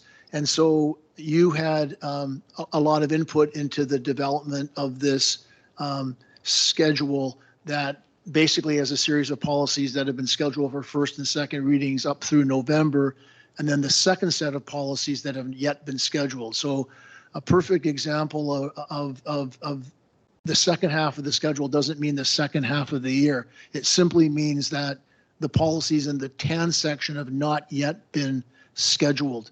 So there's that. And then the final thing that I'll say is, and Dr. Aramaki just mentioned a couple of minutes ago, so it's a great segue about what we have on our plate as a system this year is significant. We've got a strategic planning process. We've got the middle school enrollment challenge.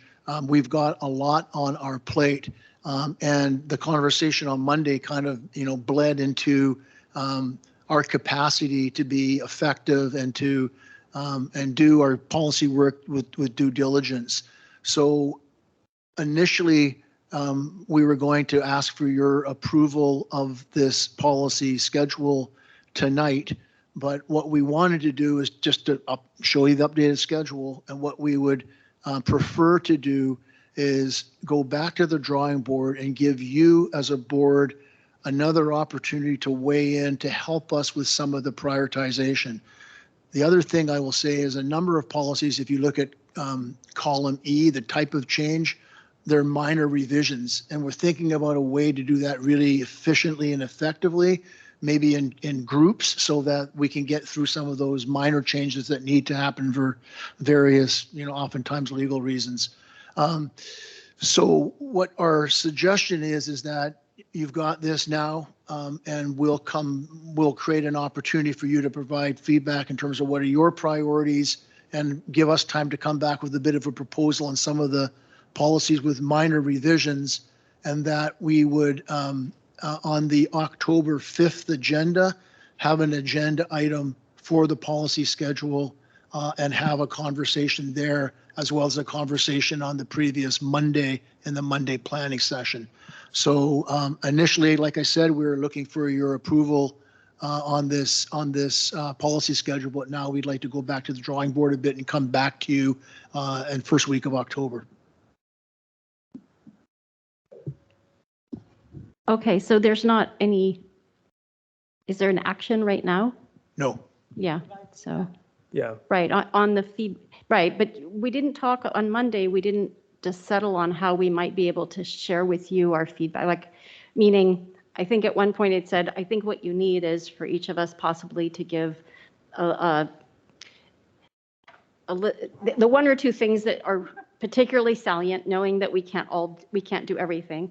How do we each feel? Do we give that prioritization to you, and then will you feed it in something? Like, are you going to give us a Q&A or something that we can fill out? Dr. Armaki, do you want to address that? Yeah, I'll chime in. So a couple things. It would be great. I think there's a few things that we need to talk about tonight. Like I was talking to Christine just during the break about the column about minor revisions versus full review. That we need to know what the board is thinking about, because if it's not a minor revision in your mind, it should be a full review. We need to change the actual words, because you go in with a totally different mindset. And so that's something that we need to hear about. John and I, what we talked about was, we did talk about creating some kind of survey so that you can kind of say, of these big ones, these are our top priorities. That way we can kind of share back with you what the board as a collective is thinking about. And then we can prioritize based on that, because if you look at the list of policies on the docket, they're huge. I mean, high quality instruction, grading, counseling, student representatives. I mean, these are really, they're very big. And if we want to do it in the way that we have basically set out to do it, it requires lots of community engagement. But when you think about that overlaid on our desire to do extensive community engagement for middle school consolidation, and then extensive community engagement for strategic planning, there's going to be limited amounts of opportunities to engage. And so we just have to be this year in particular, we have to be very smart about, or we have to be very careful about which ones we want to prioritize and put out there. And then the staff can then go out and do that, because a lot of it relies on the same people in this room who are going to do that. So a couple things, I think we will send out some kind of survey so we can at least get your ideas of which ones are the most important ones that we tackle this year. And then the other survey question will be, of the ones that we have listed, are they minor revisions in your mind or not? Because there's a couple, if you look at as an example, there's a couple at the end that are about governance, and something that came up from even during our time during COVID, there were conversations from the board about, we need to clean up a couple policies on governance. One of them was that I'd heard about was 6210. Yeah, the collective bargaining agreements. That's 50/20. The board oversight over collective bargaining agreements, and whether or not that includes memorandum of understanding. And then the other one was on the board having some approval power over contracts that are non-capital. So a number of districts have the board approving contracts over over $1 million. And so there's a couple that I think, in my mind, are not huge full review, but are really critical to your work of oversight.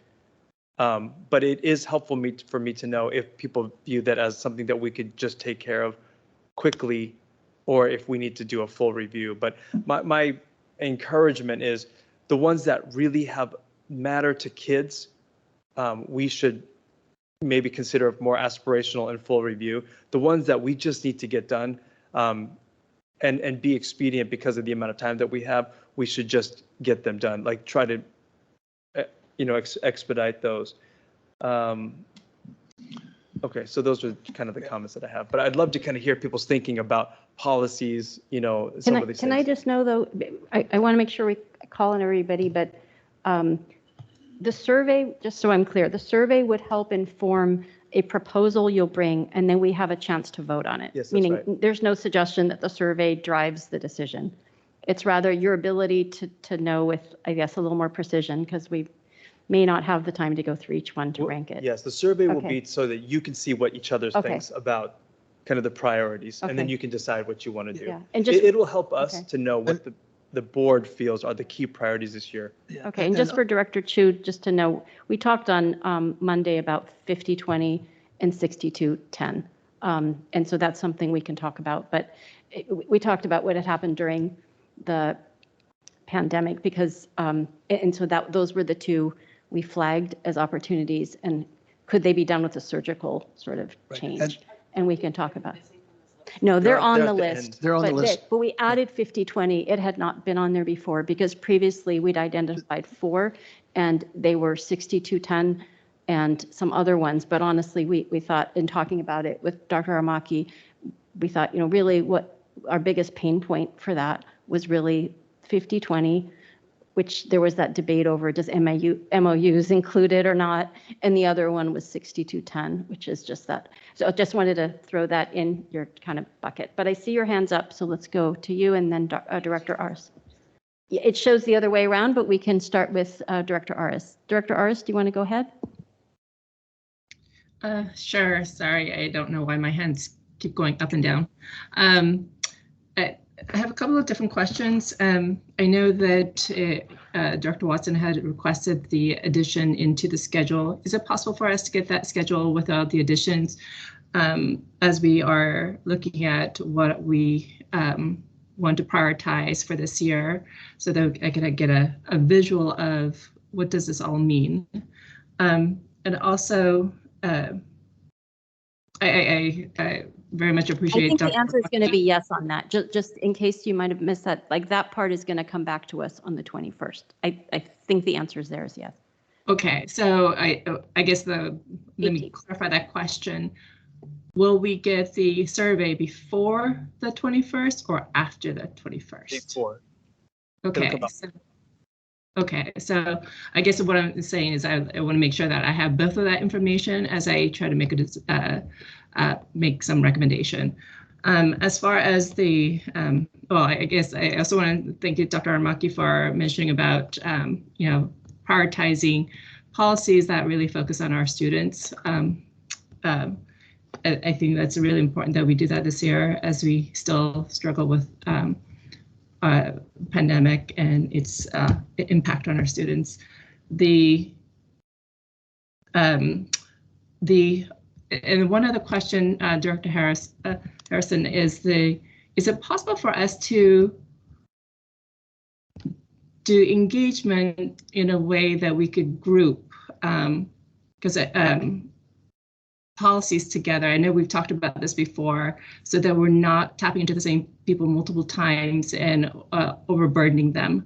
And I know that we have multiple substantial policies that require a lot of engagement, and is it possible for us to tap into them fewer times with multiple of these policies together?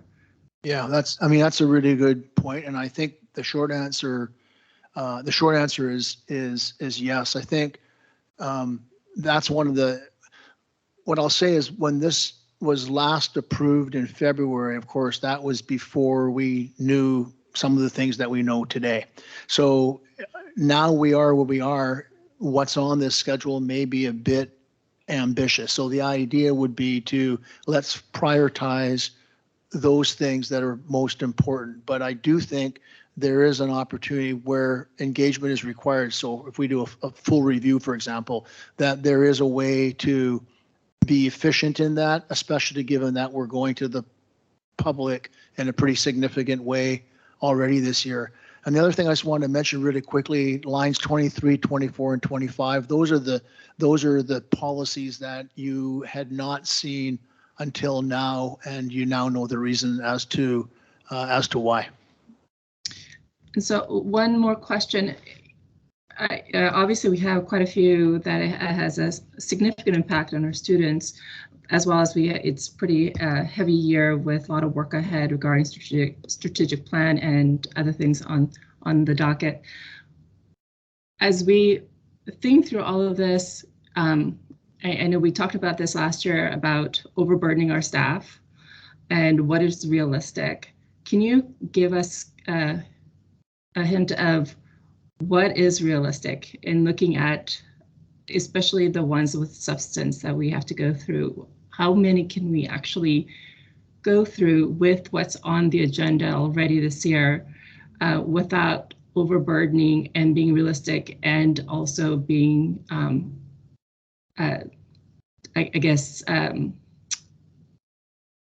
achieved in a healthy manner? I think it's a difficult question to ask, because each policy is unique, and even those with kind of significant impact, there's degrees of significance. So that's what I think what's clear is that what we put forward in February and again in May was overly ambitious, and now we want to make sure that we right size our policy work to our capacity, and we're going to be asking for your help with that prioritization. All right, great, thank you. Director Chu. Thanks. Yeah, I don't think of it so much as over ambitious. I think it's just tracking the things that we really feel are priorities, and we just have to prioritize when and in what order. And this gives us an opportunity to not lose track of something that was important. The most important thing I want to call out is I was under the impression from the June meeting that we had agreed that we would present a first and second reading this fall of the student representative policy. So for me, that's probably the single most important thing on here. But I have a couple other comments, and I did not make it to the Monday pre-meeting. I think it's one of two that I've missed in all the years that I've been here. So apologies for that, but I'm going to give some of my feedback at this time. So first of all, I think that there is, sorry, I'm just going to check this. Yeah, and I actually think you are trying to group some of the policies with respect to what Director Aris was saying on the online learning and the MTSS are coming together right before the instructional framework. So I think there is some level of grouping, and I appreciate that. And I think being explicit about it is helpful, because then we can combine the feedback opportunities. The counseling program, it says on 2140 that for the counseling program, we just need to update and reflect changes in the legislation. But we've already had that conversation, and I thought we had also agreed as a board, we didn't have a vote, but we did kind of have a discussion that we would also like to have some aspirational information added to that policy. So I don't know if it needs two entries in this table, but I don't want to make this a back and forth. I want to kind of call out some things. So I think that we need to sort out whether that needs to show up here twice or if the description just needs to be updated. Also, electronic devices. The amount of passion that I hear from parents, from teachers, and from students about electronic use in the classroom and in the school environment in general is pretty substantial. It has a major impact on everyone's lives, and I think that it is unrealistic for us to think that we'll be doing minor revisions. And I also think it would be folly for us to make revisions to that policy without leveraging our community.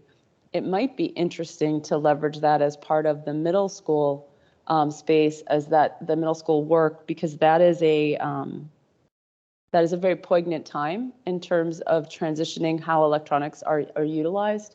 So we might we might be able to not overtax, but still get some feedback, and also not do huge scope creep. But I just think that calling that minor revisions is unrealistic. And then there are a couple other things. Oh, there was one that I have brought up a couple of times, and I really would like to see it on the list of policies, even if we can't get to it this year. And that is the collection of policies around harassment, whether it is sexual harassment, intimidation, and bullying, discrimination, that set of policies, we have oriented it for years towards those who do the wrong. But we need some policies for how we support those who have been impacted by those forms of aggression. And I think it is a mistake to leave them out. One of the last rounds on the HIB that we did at least try to put something in about following up with those who report, but that's insufficient. Those who are victimized in that way and who take the time to report it need support, deserve support, and that should be documented in our policies. So I'd like that set of policies as a group to be on this list as something that we could do together. And I understand we certainly can't do it in the next couple of months, but it deserves our attention. And the final comment I have is, whenever we see something that just says need to update the policy to reflect our practices, we have to sort out what our form of governance is. And if we're not keeping up with policies, does that mean we're not paying attention to the right policies because practices are evolving in different spaces? What does that mean, that we're just cleaning up policies as opposed to using policies to set direction and support? And that might help us understand where to focus our attention, like which policies need attention now and which ones are related to the current investments. And I think, yeah, and I'm glad to see those other two policies added. I'm glad they didn't get forgotten. So to whomever brought those up, thank you. And just if I may, President Serafin, I can very quickly, I'd like just to quickly address a couple of things Director Chu said. I thought I'd really appreciate you reminded me of when we went to this policy schedule, remember we called it the rolling policy schedule. So your point that the stuff in TAN, right, has not been, it's there, but it just hasn't been, we haven't scheduled the first and second reading. So that's a really important point. And that's specific to the student representation policy. Nothing, if it's in yellow, that doesn't mean it can't happen in the first half of the year. It simply means that it's not been scheduled for a first and second reading yet. And I just wanted to mention on the electronic devices piece, I don't disagree with you, and kind of preemptively, I did a bit of a high school tour last spring and went and met with students at each of our high schools. And you are absolutely right. There's a lot of passion around these things called cell phones that permeate our lives. So appreciate the comments. Thank you. Director Watson?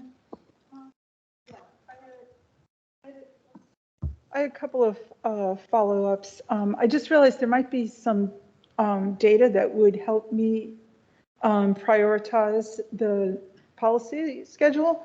And what I'd like to know is maybe in one of these columns, like where you say it came from the director or the legislature or who the source, the date that it went on the list, because I just realized I feel so uneasy ever since I've been on the board. We've had a WASDA backlog, and I don't, meaning policies that WASDA suggested that we update that we haven't updated. Some of them we made a decision not to update, so they're not really on our backlog.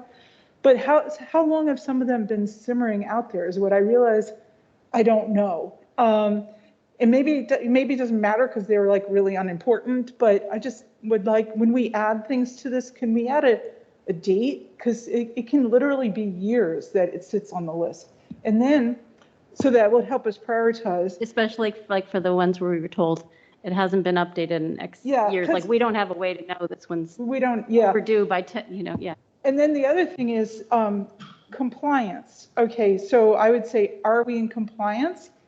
And if we're talking about in compliance with the law, there's been a couple of times that I've been on the board where there's been kind of a scramble. Like, we are supposed to change this policy by such and such date, update it by such and such date. So I was thinking maybe we could have a way of noting that. Are we in compliance? Is there some deadline looming that we don't know about, that's been set there by the legislature or something? And then the other piece of compliance is compliance in actually doing, because a lot of times when I was on the policy committee, we said, oh, this policy is, hasn't been updated. Well, are we in compliance? Yeah, people on the ground have been doing it the right way. We just didn't update the policy. So I'm wondering if we could put the date the thing went on the list along with who put it on the list. And then we might need a little place to note about the compliance thing. Are we out of compliance? Is there some date lurking? Caroline, could I add a clarifying detail to that? Sure. On the compliance piece, is there an actual compliance issue, like the policy meets the compliance? Right. Then there is are we doing the right thing on the ground? But there's also does the policy say anything or instruct us to do anything that is against the policy, against the law, which is sort of like an in-between of those two. So I think just like sometimes we might say that you should, do X, but now you have to do Y and you can't do X. So I think we should just make it clear the extent to which there's a compliance issue, and because which one it is impacts urgency a lot, right? Anyway, just wanted to clarify that. Okay, so, did you have more or are you done? No, I'm just slightly. Okay, so I just wanted to say, I wanted to just speak to, it sounds like I'm going to try to recap, but I did want to address one of the policies that Director Chu had mentioned too. So if I'm understanding, by either tomorrow or someday soon, you guys are going to send us a survey, and then we'll be able to give you from this list where we would prioritize, and then we'll be able to discuss it, see it and discuss it on the 18th in our pre-board planning session, and certainly be ready for the 20th. Yeah. Is that right? Or did I misunderstand that sequence? I mean, ideally tomorrow, but if school I know, happens, yeah, you then have it might to- be sometime next week. But Okay. it needs to happen early enough that we can give you the information. Yeah, so that we have the time to process it, think about it. So what I wanted to say to Director Chu is I do know about your passion around that policy. And so what I would suggest is I did go back and listen to that meeting. My takeaway is different from yours. We won't resolve that here, but you may want to go back and listen to it. So only because I was wondering this summer, as we were starting before the retreat, I went and listened to it. Now it's been a little while, but what I heard, because I usually will try to take notes.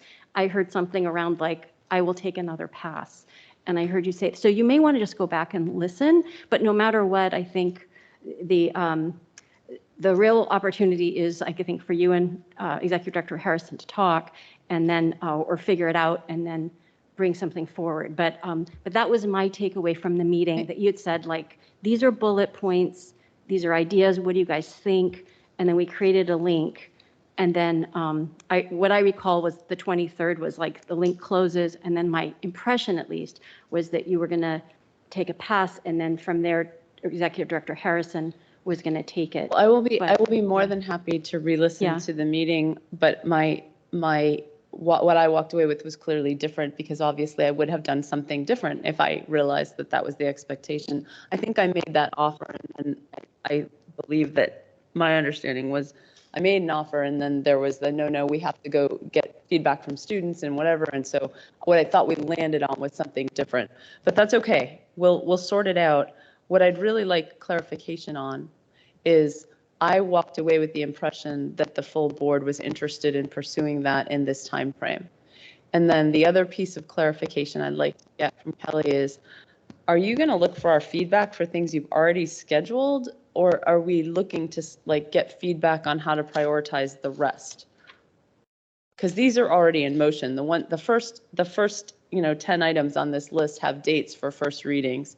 Are you going to redo prioritization of the whole thing, or are we just giving you feedback on the ones that aren't listed yet? And if so, how will the student representative be treated in that, since I thought we had already agreed? Can I make a suggestion that maybe it's all in play? Because if we can't do everything and we're looking to move something, then potentially it helps to know across the, like, if that represents the whole year and we're trying to move something up, then maybe it does help to know. But you may have had a different answer you were going to make, but I was going to say if that helps enable somebody to get what their number one is higher up, then it should be at least open to it. But that would be my 2 cents. But others may disagree, and we should hash it out. Yeah, I don't really know. I have to kind of go back and look at it and see, because I do feel like part of the role of the secretary of the board is to make sure that things are organized for you. So I want to make sure that, as I'm listening to this conversation and thinking about how we're organizing it and the additional columns that would be helpful, I'm thinking like there's some things that we can probably do to enhance the organization so that you feel like the order, when things were put in. Like, I think all of those things, I want to make sure it's really clear. And we do want to make sure that we tackle things efficiently and in the order of your priorities. So I'm not sure to answer the question, Christine. I got to go back and kind of look at the original ones because it might make sense to include all of them and just make sure that we have the right order in place. Because the thing is, if you look at the ones that are already scheduled, there's not a lot of room to add other things on top of that. So it might be that we say, let's move this one, because when we said, let's take a more aspirational approach to counseling, we didn't even schedule it because there's just no time to actually do that. But if people are like, we want to take an aspirational look at it and let's do it now, then it's a different story. Right. So I want to reorganize that. I think it is helpful for us. Part of the survey has to be, do you think this is a minor revision or do you think it's a full review? Because your comment about like the cell phone policy, if we came to you with a minor revision, then we kind of had this happen a few times already over the past few meetings where it's like, wait a minute, no, we want to actually talk about nutrition and recess and things like that. So it is really helpful to have that part clear. So we'll make that part of it. I also want to just mention part of the organizing. I do think that it is a good idea to cluster on purpose, because we can't go to the community for every individual policy. It's inefficient, and people are going to get tired of us coming out and saying, hey, we'd like input on this particular thing, especially if we're going out to our students. And so part of the organizing of the policies, I think, is to look at what makes sense to talk about together and then to put those out. So I think Jane had mentioned like going out to students, but then maybe talking about 3 or 4 policies that are somewhat interrelated, getting their input. And so I think what we can do is kind of look at that, and like some of them are kind of clustered, but it might be that we really intentionally say, these are a group of 4, and we're going to send these in to tackle these from February to, so I think it would be helpful for us to do that. So I'd also suggest that when you update this, that there be an item that says owner or something on here, because, when I talked to if you were waiting on me for something for 3 months and you didn't ask, or 2 months, and I haven't been asked about it, so I had no idea you were waiting. And also when I asked Kelly about it, I said, when will we be working on that? And I was told, oh, I think we're going to try to fit that into the retreat. So when I got that answer, I definitely did not walk away thinking anyone was waiting for anything from me on that. So I think because this is so important to me, then I'm kind of taken aback by the misunderstanding. So I'm just thinking, long term, we don't want that to happen again. So it might be good to have an owner column or something like, who is this with at this point in time? Who's driving right now? Would be good.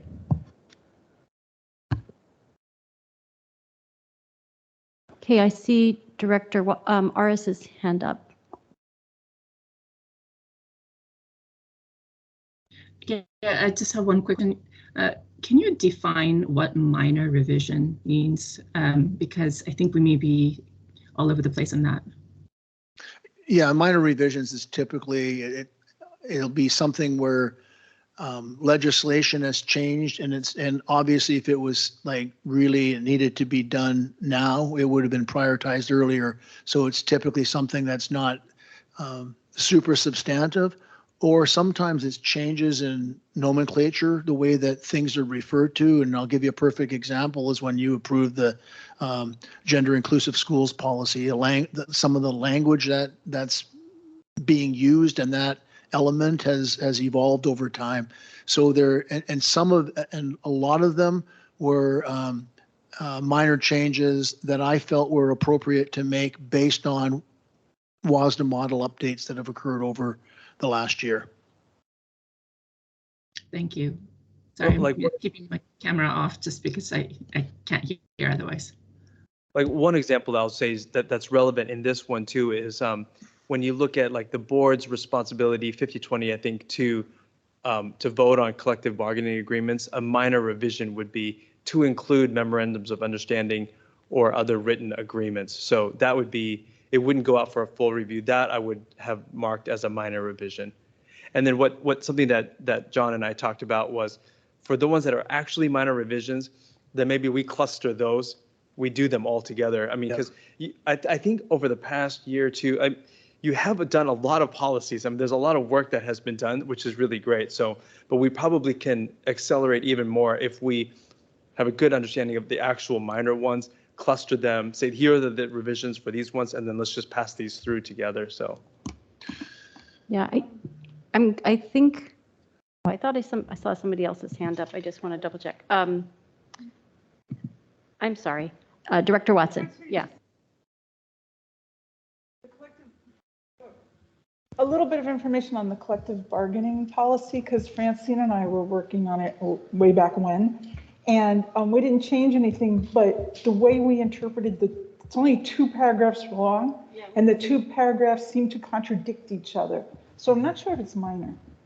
Yeah, I would say I disagree, because at the time I remember reading it really carefully and thinking, I think this is not that unclear. I think MOU would be captured. However, I think to go to Director Aris's question, I think minor revision means, in my mind, like maybe you're seeking a clarification, but we're not starting from zero or saying like let's actually let's revisit, or what we've talked about aspirational. Like for me, there's those 2 policies that actually can actually have a pretty material impact on our ability to have our oversight and governance roles fulfilled as they showed up at that time. Was lack of clarity is a problem. So if we clarify, it helps. For 6210, it seems strange that only for some kinds of things would we have oversight. So it could be like a surgical strike of language, and it could clarify it. So we had checked with our general counsel, like, do you have a suggestion for how we could just change this to make it crystal clear? And I think she had it. So it's like, all right, that may not take a lot of debate or challenge. We could get there faster. That's how I would define minor revision. But that's a good example of how any policy that could be a minor revision could also be a full review. So I think we sort of have, at some point, we have to say some of these have to be minor revisions. Otherwise, it goes back to then what Christine said about, Director Chu said about, like, why is it that like some of these say like we have to catch the policy up to what we're actually doing? Part of it is because no matter how hard we try, we become a bottleneck. So we have these policies that are taking a long time for us to kind of think through and talk about. In the meantime, somehow the system is working faster than that, which is amazing, because it's hard to move a system like a school district that fast. But we are doing, incredible things. But it's like, so some of it has to be good enough, I think, minor revisions. And the ones that we don't want to be good enough, but we want to be aspirational, we've got to do. But yeah, anyways. We're faster now, though. Yeah. Yes, that's true. That is true. Vice President Shuey, I see your hand up, and Director Watson, if you want to bring your hand down, just so I don't get confused here. Vice President Shuey? I'm noticing that the time we were scheduled to adjourn at 6:45, and we've still got 2 additional action items as well as director discussion. So in order to, respect people's time, as I have said at other meetings, I'd like to just ask that since we've had good and robust director discussion during this section, that we forgo the director discussion later. I don't know if a motion's necessary. I don't think it is, but I wanted to raise the issue and just remind us of the time, because we should be vigilant and recognize that people have families and other commitments to return to. Okay, so I'm going to take that as a motion, and I'm going to second it. Is there discussion, or do we want to just vote in the interest of time? Is a motion necessary to, maybe we can ask just so we know. I think I would say it's a good idea here. So okay. We would be taking. So the motion would be to eliminate the director discussion that was previously at the end, because we've had a lot of director discussion during this session. And I will note we are 2 minutes away from when we're supposed to end. So we're going to go over anyway, but it's just. Can we just, we will just say quickly yes or no. So we'll start with Vice President Shuey, yay or nay? Yay. Sorry? In favor of the motion. In favor of the motion, yay too. Yeah, we could, fair point. All those in favor, please say aye. Aye. Aye. I haven't heard all of you. I think I'm having a hard time hearing. So Director Chu and RS, I didn't hear you, but I'm thinking you all said aye, but I'm not sure. Okay. Okay. All right, fine. The motion carries. We move then to. Sorry, what was the vote? Because I couldn't hear that. I think it was 5-0 then. We agreed. I think it was 5-0. Okay. All right. Thank you. Well, then please, I need to. You abstained. I didn't hear it. I'm sorry.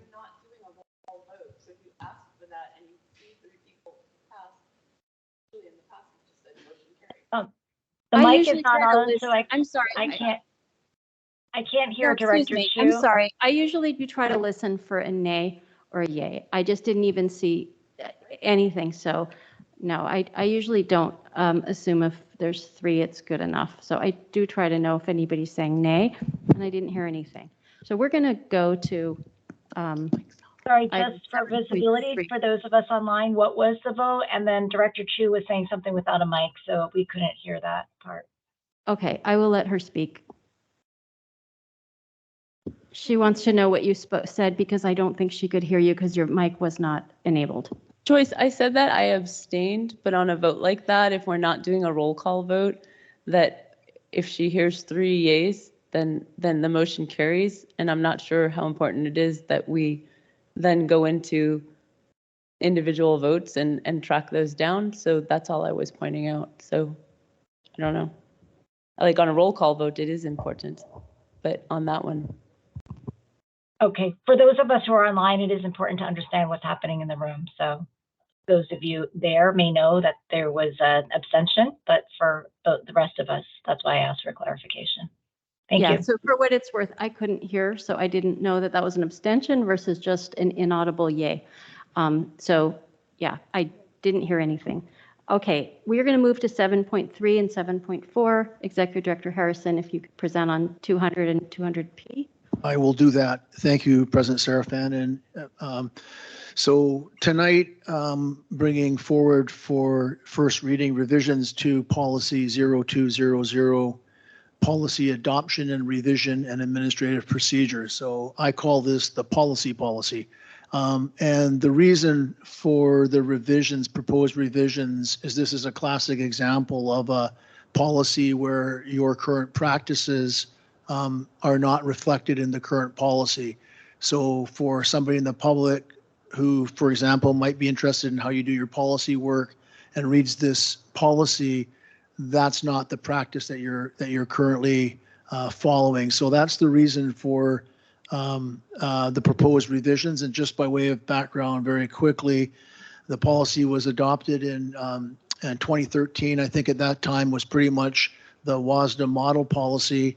It was revised a couple times since, most recently in 2020, to reflect the board's practice at that time, where, as you recall, there were 3 standing committees defined in Policy 1240 that conducted policy updates.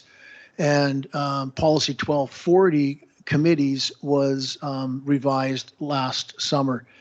The other thing I wanted to say is when it was decided in December of 2021, the board decided not to assign members to the standing committees. As an alternative to the standing committees, the superintendent of the day, Dr. Jarvis, asked me to propose a process and develop a prioritized policy schedule for your consideration. And in May of 2022, you approved for the first time what we now call the rolling policy schedule. And at that time, I also prepared what I called the policy process that reflected a new way of going about the policy work. And my intention all along with that process was at some point that process be codified as a procedure. And the reason why that hasn't happened until now is this has been an evolving process, and I'm really, really proud and happy with the current process. I think it is serving us well in terms of the amount of policy work that we're doing and the way that we're doing it. I think it's become a really, really good process. But I think it's at the point now where it can be codified as in a procedure. So that's why I'm bringing forward revisions to policy 0200 and a proposed procedure 0200P at the same time. So here's the policy revisions, and I'm showing you the clean copy. You're more than welcome to look at the marked up version, but I can tell you what I did in the markup version was basically clean up some slight language errors, so not substantive. But what was substantive is I eliminated any reference to the former policy committees and the process that those committees followed. So that was basically it. It was mostly elimination of language that was no longer pertinent. And then I codify your current process in the proposed procedure. And what I want to draw your attention to tonight is highlighted in yellow, and those are the changes that I made following the conversation that we had on Monday. So the first one was answering the who. I think it was Director Watson said in line 14, that's great, but who is going to be doing that? And so it now says superintendent or designee. And then in the second paragraph beginning with line 22, there was former reference to kind of students K-12, and it wasn't, really, really clear. So that sentence highlighted in yellow is a revised sentence. And then finally, at the bottom of the document, another change since Monday. If you could scroll down, please, George. This was again Director Watson, and rightly so, I believe, suggesting that language that I had struck initially needed to be reinstated, speaking to ensuring that our policy manual, in the case of some kind of natural disaster, that we have a way to recover our online policy manual in the case of a disaster. So those are the only changes I made since Monday. And again, pretty simply, the revisions in this policy were primarily 95% removing language that either referenced the former policy committees or spoke to the process that the former policy committees followed.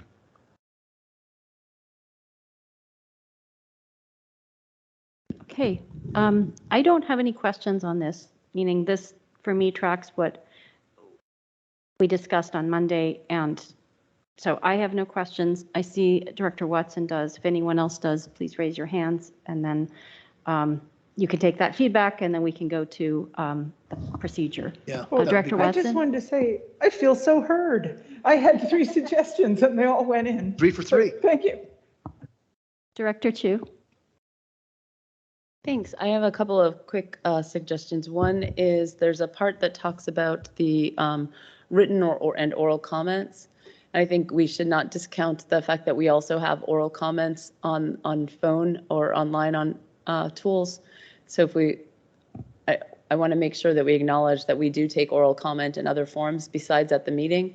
And I also just want to ask that a check be done on that language so that we're not guaranteeing that as many people as want to make comments orally at a board meeting, like if 50 people want to make comments on a policy, unless the board were to make an exception to our current board comment policy wouldn't allow that. So just make sure that this doesn't require that. So those two things. And then the other part is it says that proposed new policies and proposed changes will be presented by the superintendent or designee. And I would like to suggest that that also includes or by a board director.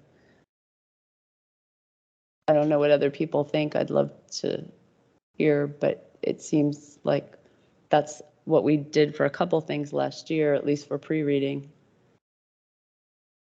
I missed that last part when you said by a board director. What exactly? Sorry. On line 19, if it would be easier to follow, it just says proposed new policies and changes in existing policies will be presented by the superintendent or designee, blah, blah, blah. And I'm saying by the superintendent or designee or by a board director. Okay, so what do you mean presented by like a board director? You mean like, do you mean like, sorry, go ahead. Well, wouldn't that be like the sustainability policy? Yeah, except not really, because I didn't, it ultimately gets. It goes through him? Yeah, so for example, I brought it up as an idea, but there was no action. So but you could, but I'm just saying it wouldn't be, it still has to come through our board business, which comes through the superintendent. So it's like. So for example, when it came up as an discussion item, it was by design, not for board action, because it was at that point getting feedback. Same thing with the student rep policy. It was brought up, like it was authored outside by a board member, not by a staff member. Agreed. And then it was brought for as an idea, as a concept. And then, so based on this policy, the expectation, the way this policy is written, your expectation would be that then staff would present. Unless it was said otherwise. In the sustainability thing, just so you know, I worked on it and gave it to John and said, here it is. So I think the only difference here, if that's the parallel you want, is just the words that were used in June's first meeting left me with the impression, and when I back and listened to it, that you were going to. I'm not arguing the point. So about that's what all I was said going to say. So in that case, So I mean, I didn't know if that's what you were asking about, but if you're asking about the process, I didn't know. So if you're asking about the process, then what Executive Director Harrison got was a drafted policy, not a bullet points. So that would be, so that's, I guess, what I was saying. But still, it had to come through him. Like, I didn't bring it up as got board. it. So I would still suggest the addition. So I've heard what you were saying. I wonder if anyone on the online attendance would say has any comments on it. But I would suggest that we consider adding the superintendent or designee or a board director. Thank you. Yeah, I don't necessarily want or need that, but that's something for you to consider, and I see others have their hands up. So I think if you have your hand up too, just put it on so I can see visually. I think it's Vice President Shuey, then Director Aris, and then, oh, maybe I have it wrong. Then, because it was up already. Sorry, I'm seeing it. So you're two. Okay. Vice President Shuey, then Director Watson, then Director Aris. Okay, I had one other comment, but just to respond in the moment to the proposal for lines 14 and 15, the way that I read that was that it will be presented as in, like, all of our policies have been presented by Executive Director Harrison. So we sort of can feed potential policy language in, but in terms of who's actually presenting, it's the superintendent or designee, was how I read that. And so I would also say if that's the intent, I would say that it would continue to be the person presenting those policies would be either superintendent or in this case, Executive Director Harrison. So I would not suggest that we need to change that. But if there's a different meaning to it, then open to it, but that's how I read it. Then my other comment was back to, and I know many of us have said this before, I think it's up, but it's the word ensure that the thank you for putting it back, and thank you, Director Watson, for having us consider putting that back. But the recovery, can we scroll up of the manual? That's actually scroll, yeah, towards the bottom, George. Oh, towards the bottom, okay. Yeah, Sorry. it's at the bottom, the very bottom of the policy, George. Right there in the yellow. Yeah, so just a suggestion that rather than ensure, because we don't want to create a private cause of action, that if we don't do that, that it's something that somebody, a litigant could say, hey, you held yourself to this rule and you didn't abide by it and there's damages. And yeah, so just same comment as we've talked about before on trying to avoid the word ensure. Thank you. That's a good suggestion. Thank you. Director Watson? So you'll have a plan to try to recover it, but okay. Right. But okay, so imagine we're in some alternate universe with unfriendly people. And I cook up some policy idea and I bring it, and the superintendent and designee said, no, we're not doing that. We're not bringing it forward. That kind of takes away a little bit of the power of the board if we can't have, because the other board members might agree with it if you were able to bring it forward. So how are we going to handle that? Can we add in something about a board member could bring something forward, or would that board member just bring it forward in discussion? Yeah, I think it's a fair point. So, I mean, yeah, I think it's a fair point. So yeah, this is, in retrospect, I wish I kind of caught it, because I don't think this precludes that, but calling it out specifically, I think, is fair comment. yeah, I think the only thing is it's got to still be part of board business. Right. But so I guess I would say the answer would be that I don't think this policy means that a board director couldn't ask to have it on the agenda. And so correct. At a meeting, if the board director made the motion and got a second to say, like, let's say in our director discussion or any other time, I need this for the next time or for a future meeting, and it gets on board business, I don't think this policy would supersede and say you can't do that. So, however, maybe it's belt and suspender and you have it in both places. But I also don't know what our general counsel thinks, but it seems to me that as you flesh out that scenario, that maybe that's a good idea. Director Chu? I just want, you noted that was the answer, and I think that's your answer. I don't agree with that answer. I think that when I read the policy, I think that it does preclude the board from bringing something forward. You can ask to have it on the agenda, and it would also be appropriate in some cases for a board member to bring something forward directly. And if they still have to go through the process of getting it onto the agenda. And then I think a board director has a right as part of this legislative body to bring something forward as proposal and not be gate kept or by anything else. You can vote it down and give it only 5 minutes. You can say we don't want it on the agenda. There are plenty of controls that go in place by that. But I don't think that you need to require that all policies be presented by a staff member if a board member has asked to put it onto the agenda. Yeah. Just curious then, what explains it, just for curiosity? It's always been written this way, or is this a net new? I mean, I think are we undoing something? Are we adding? Sorry, just so I know, is this how it was written historically? And because I think it's great if we make it better. I'm just wondering. Well, we could roll it back and see, but I think it was because I brought up the absent agent. Like, we didn't know who was doing this, then we added who. And I think. Okay, so in the past it wasn't. There was no noun for who was going to do it. And also the context was with the board committees, so the board members were directly participating. So it but the was just a committee's different only context. been there since the 2018, right? What? I thought the committees were a newer. So just historically, then. Oh, you're saying going back even more than 5 years? Yeah. Well, So, I think the whole thing's evolving. So yeah, okay, that's helpful. I think that adding the noun is probably, it sounds like, what triggered this a little bit. yeah, I think so. So, meaning in the passive voice, it would be someone. Someone will bring it forward. And then when you offered the change, you said superintendent or designee, which I think you had actually suggested. Right. Yeah, so then I think it's good. Right. I don't know if, I think Director Aris has been wanting to speak, so Director Aris.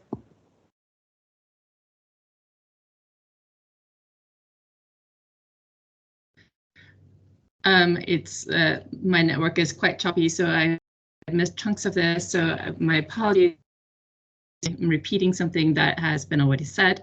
My question here is, what is the con of having the word board included, and what is the pro of having it? And I'm not seeing a significant reason to not have the word board based upon what I've heard so far.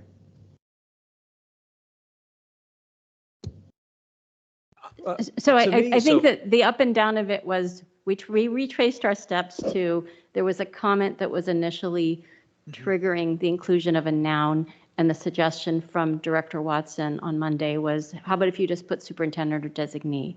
But as we talked through it, we kind of converged on the notion that if you're going to put a noun, then you should put all of it, including board. Yes. So I think that's what we heard, although I see a hand up too, two hands up. Well, in that case, I guess then my 2 cents would be, since we're putting the nouns in, why don't we just include the board at this point? And if, given the fact that we had that flexibility in the past, keep the flexibility going forward. Yep. Okay, Superintendent Armaki? Yeah, sure. I think Vice President Shui was first. Was she first? Up first? Okay. So I guess for me, the assumption is that the policies that come forward are the policies that the board as a whole want to come forward, because we approve the policy schedule. And so we would bring forward the policies that are agreed on by the board. So it's all driven by the board. I mean, and so if we have some policies that we want to recommend are updated because of WASDA changes or things like that, we would bring it to the board, but it would still be the board deciding whether they want to bring it. I think to Jane's question about the pros and cons, one con of saying or a board member is you also don't want one board member to have the power to bring forward a thing if the whole board doesn't agree to it. Like the power of deciding on policy is the board as a whole, as an entity that says we want to do this policy, as opposed to just somebody like, because if. Can I clarify something on that point? Sure. Because in order to get it on the schedule, the board has to approve it being on the schedule, or it has to be, put on there, I guess, by the superintendent who owns the schedule with the right, with as the secretary help, of the yeah. board. Yeah. So I think that that is where the management of what gets onto the agenda is controlled, but who gets to bring the policy forward? Like if Carolyn happened to take a crack at the, one of the policies because she thought it was so important, or she had a bunch of experience and so she brought it forward and presented it, that would be a reasonable thing to do. It becomes particularly salient on the policies in the zeros and the 100s, because those are about board and governance, and it's a more likely place for a board member to take a crack and be presenting something. And I think it's fine that we're evolving our process to be more staff managed. I think there's a lot of good that comes from that, but I don't think that we should move it so far that we preclude a board member from taking that initiative, or not an initiative, but taking that action, because the initiative is mitigated by the agenda. So I just wanted to clarify, that's the place for controlling what gets time. Mm-hmm. One person might come up with the idea, but the whole board would agree to put it really forward. But yeah, I was afraid that maybe somebody would veto it before that one board member even got it that far. Vice President Shui? Yes, we can scroll back up to 14 and 15 again. 2 comments about it. I don't think that, maybe you all did converge on adding it, but just to reiterate. I don't think we were voting. We were just, I think we were, I was summarizing it perhaps incorrectly as a convergence for the benefit of Director Aris, but because that's where the discussion is going. But nobody's voting tonight. We're giving feedback for Executive Director Harrison. Okay, I just wanted to make sure that my input was not lost because I didn't converge on that. And my two comments about it is that where it says that the policies will be presented by, I don't see that as an exclusion. And so, you know, I do think that there are ample opportunities for us to present. And then my second comment is that if we put or board here, and this is a comment I've made in connection with other policies, is that you have to think about the impact in other places where we have the expression by the superintendent or designee. And if we don't put or board there, does that somehow mean that we mean something else in those other places? So a lot for you to think about, Executive Director Harrison, but that's my language input. Okay, shall we move to the policy now? Sorry, procedure, excuse me. Yes, so almost called you just George. George, if you could please pull up the draft procedure. So as I mentioned with respect to the policy, the former language that was procedural in nature, I actually used that language in the development of this process and now procedure. So can you show the clean version, please? That's the marked up version. You want the procedure, it's 0200P. It's got a P on the end of it. This is the policy.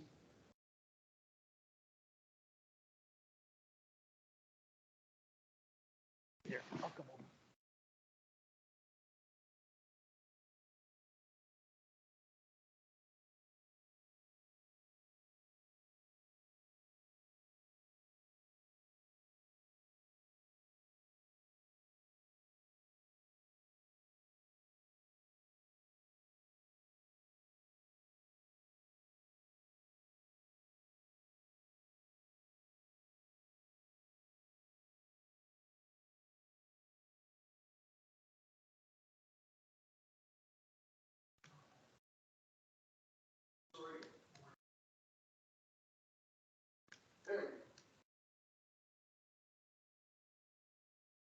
So this document you've seen before on a number of occasions. Formerly, I refer to it as the policy process. So I've just taken that document and put it into procedure format. And so again, you've seen this document before, and it basically codifies the current practice. I'll just orient you to it very quickly. The first paragraph talks about the reason for the procedure, reasons that would precipitate revisions in policies. Section A talks about the process and the development of the rolling schedule, et cetera. It talks about WASDA model updates and how we handle those. It speaks to line 46 and 47 are important. Rolling policy schedule will be stored in the board SharePoint site maintained by the policy liaison. More importantly, a current copy will be posted on the district website for community access. So that's an important point. It's a new piece. We've not done that before, but I'm looking forward to doing that as soon as we figure out the policy schedule for this year. We'll get that up on the website so folks can see what we've committed to. Section B talks about the policy materials, the memo, the marked up version, et cetera, et cetera.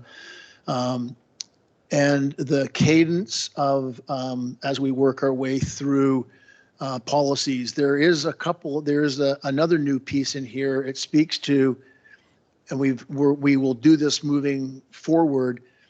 Before we get to first reading, there's two new pieces that you've not seen before. One is before you get a first reading version, you will get a draft version of proposed first reading revisions before it ever goes to first reading 2 weeks in advance of the Monday before the Thursday of the first reading, so that everybody, each of you have the opportunity to weigh in, see it, orient yourselves before we go through that public process on the Monday and on the Thursday. And then the second thing that's new is, and we kind of This was a suggestion the last time a new policy came before you. If it's a brand new policy, codify and practice that it will come before you as a pre-reading every time prior to a first reading. So in the event of a new policy pre-reading, you would get that pre-reading version 2 weeks before the pre-reading. And then beginning on line 87, section C, the critical criteria piece, really references the process that is under development now, and you're going to get more information and an update here at the next board meeting in your study session around equity-driven decision-making. So it kind of references that that process that's still under development, but keeps true to, I believe, the intent of policy 0130, equity accountability. Section D speaks to the maintenance and documentation and tracking, and the highlighted section or the marked up section in red, beginning with line 107, are changes that I made since Monday. And this was not a discussion that we had on Monday, but our Chief of Communications, Janine Thorne, reminded me that when we moved to the new web platform, that we don't need to rely on communications staff to post things on the website, that we'll have the ability to do that independently. So I just took out any reference to communications staff and reworded it so that it captures the intent and the practice, but doesn't reference communications staff. So there you have it.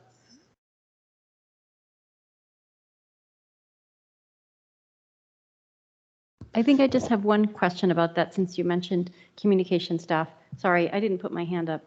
All right, I will just say, I don't think anything in that changed on lines 107 to 111 is at variance with the discussion we've had a bit about how we want to have our meetings, sort of continuing the improvement of this key board meeting, making sure that when like in a perfect world, at the end of the day or the next day, it would be the communication staff that would post up online that this is the policy and this is what it means? Or are you saying that's something that you would auto-generate? Like they will create the place for you as the executive director to go put the policy and say, Correct. Members of the community come read it, because they will already have enabled that.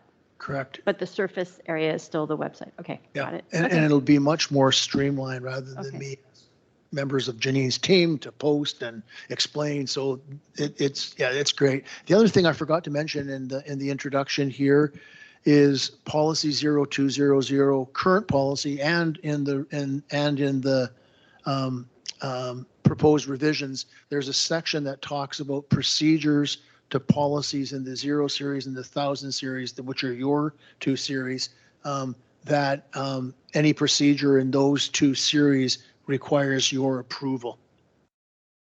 So ultimately, I'd be asking for your approval of this procedure kind of as a package. So revisions to 0200 in second reading, and the new procedure 0200P. Okay, Director Watson. I just wanted to point out that the procedure in line 9 through 14 addressed the question I had earlier on the policy. It says there are several reasons that would precipitate revisions, full review, or consideration of a new policy. These include board, staff, / community requests, so board requests. So there it is. Yeah. Director Chu. Yeah, I think this is great. Thanks for taking the time to put all this together, John, and document it. The one thing that I'm wondering about that I don't think we've ever had quite the handle on is in the procedure, should there be something in there that kind of takes care of history, how far back, where that's stored, what's accessible? Like, I think we're required to have a certain number, probably 7 years worth of historic documents. I don't know if we want to keep further than that or not, but there's historically not been a great process for taking care of that and making sure that things aren't out of date. So I don't know if you want to make sure that the policy mentions at least who's responsible for that. Maybe that doesn't need to detail how it's done, but it might also note that we keep what our intent is of how far back we keep versioning. Yeah, and so there is a piece in there beginning on line 103. An up-to-date tracking list, also known as the policy tracker, will be maintained by the policy liaison. That's me. That includes all board policies, number and title, date of adoption, revision, and notes. In addition, all first and second reading versions and policy memos materials will be archived in the board SharePoint site. But I think I would be more specific as well to say, like, For how long? For how long and to what and how much versioning do we do? So that's just the thought, and also who owns that, like, just what part of staff owns that or something, because that one was slipping through the cracks on a regular basis in the past. Director Aris?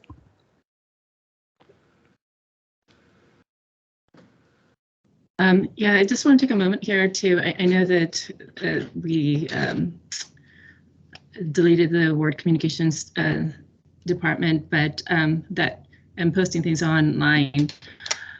I wondered, and I brought this up before, and I'm bringing it up again, and I don't know if this is a proper place to put something like this, or if we even want to at this, I don't know what the rest of the board thinks, as to, and I brought up the suggestion of having some place online where our communicate could engage in the policy work, where they could provide comments on policies that we will be working on within a reasonable time frame, so that they too can weigh in without being part of a specific group that are in the know or are in.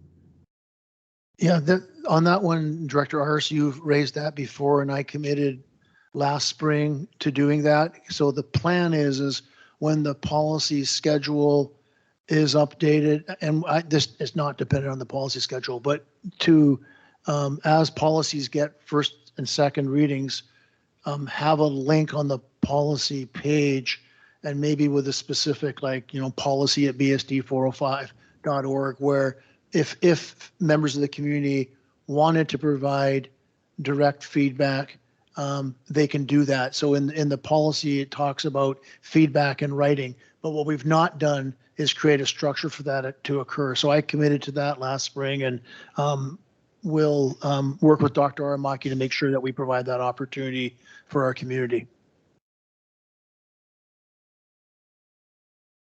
Okay, I was going to make a comment, but I think it kind of got captured in between Director Aris's question and your response. So, okay, I think we've completed our agenda for tonight. So with that, before we adjourn, can yes. we just say thank you to John? Like, the number of policy things that came up tonight was quite extensive, and it took a lot of time and a lot of work, and trying to do that in the midst of also getting school started and keeping everyone together and taking care of family and all those things. Thank you. It's a lot. Much appreciated. Thank you. I think it's nice to end on a thank you. So that's great. That. All right. Thank you, everybody. Our meeting is adjourned. Good night. Bye. Thank you.